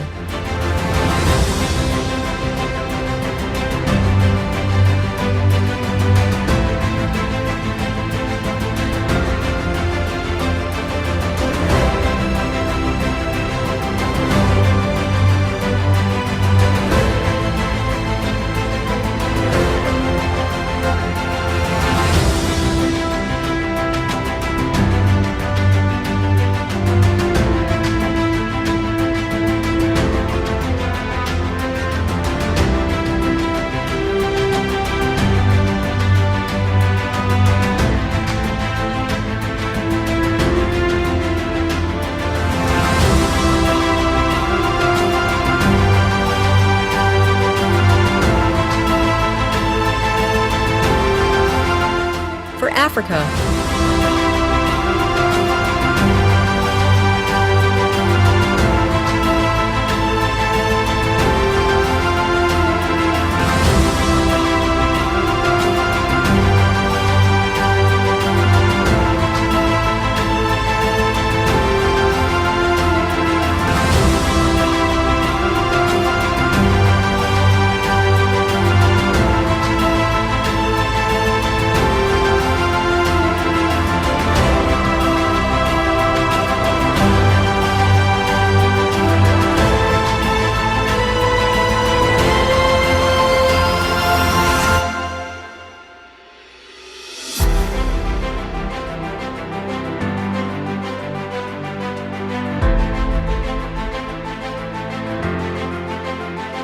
Moving on to the region of Asia and Pacific.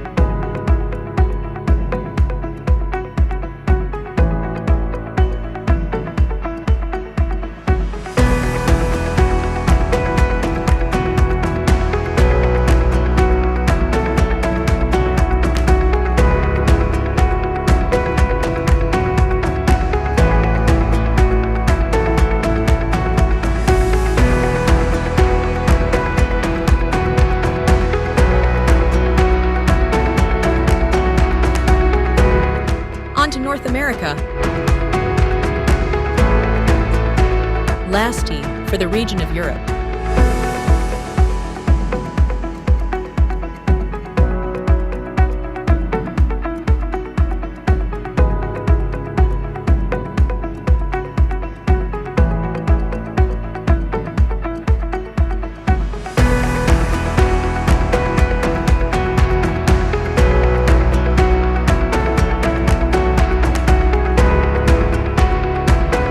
Congratulations once again to our nominees for being recognized as the #NextInLine Responsible Communicators.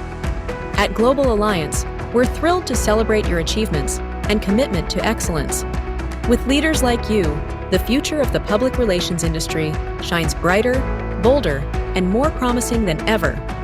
Here's to the exciting journey ahead.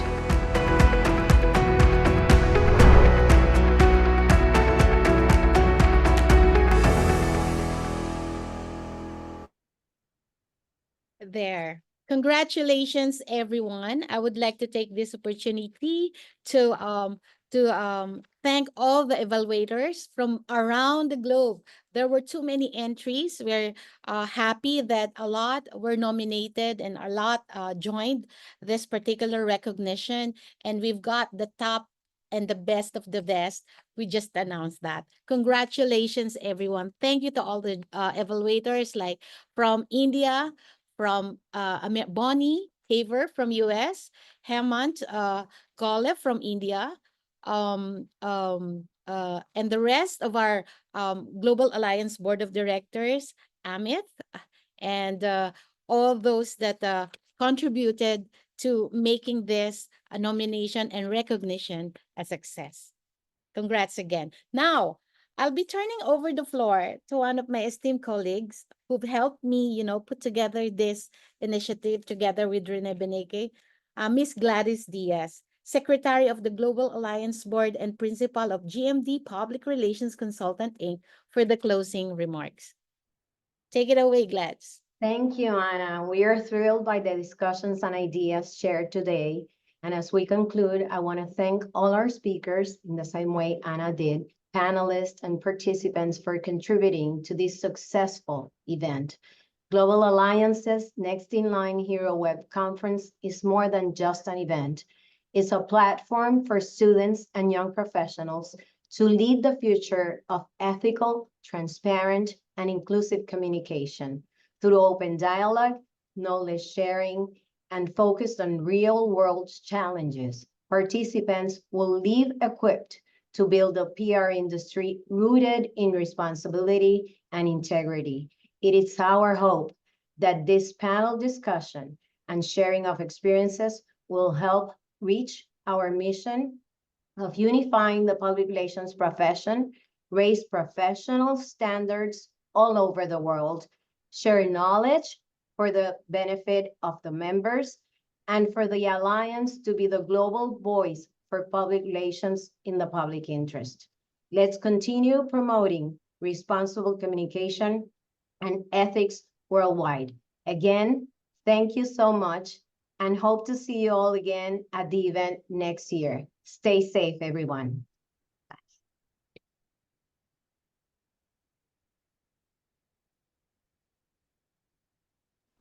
Thank you, everyone. Thank you, Anna. Thank you, everyone. Yeah, and for those that are here, yes, thank you so much. Thank you, Diana. Thank you, Chimdi. Thank you, Marianne. Thank you, Sylvester. Thank you, Stephen, for doing this, and for the rest of the panelists we had earlier, Dr. Norma, AK, and Amelia, and all of you, Corné. This was a wonderful event, and we hope to have you again in our future discussions. This is not the end of it. This is just the beginning. We're still going to be continuing on the NextInLine initiative, and we'll still continue on nominating responsible communicators, because we know that they'll be the future of this industry. Thank you so much, everyone. Good morning, good afternoon, good evening. Have a good day ahead. Thank you. See you. Bye. Thank you. Thank you, everyone. Bye.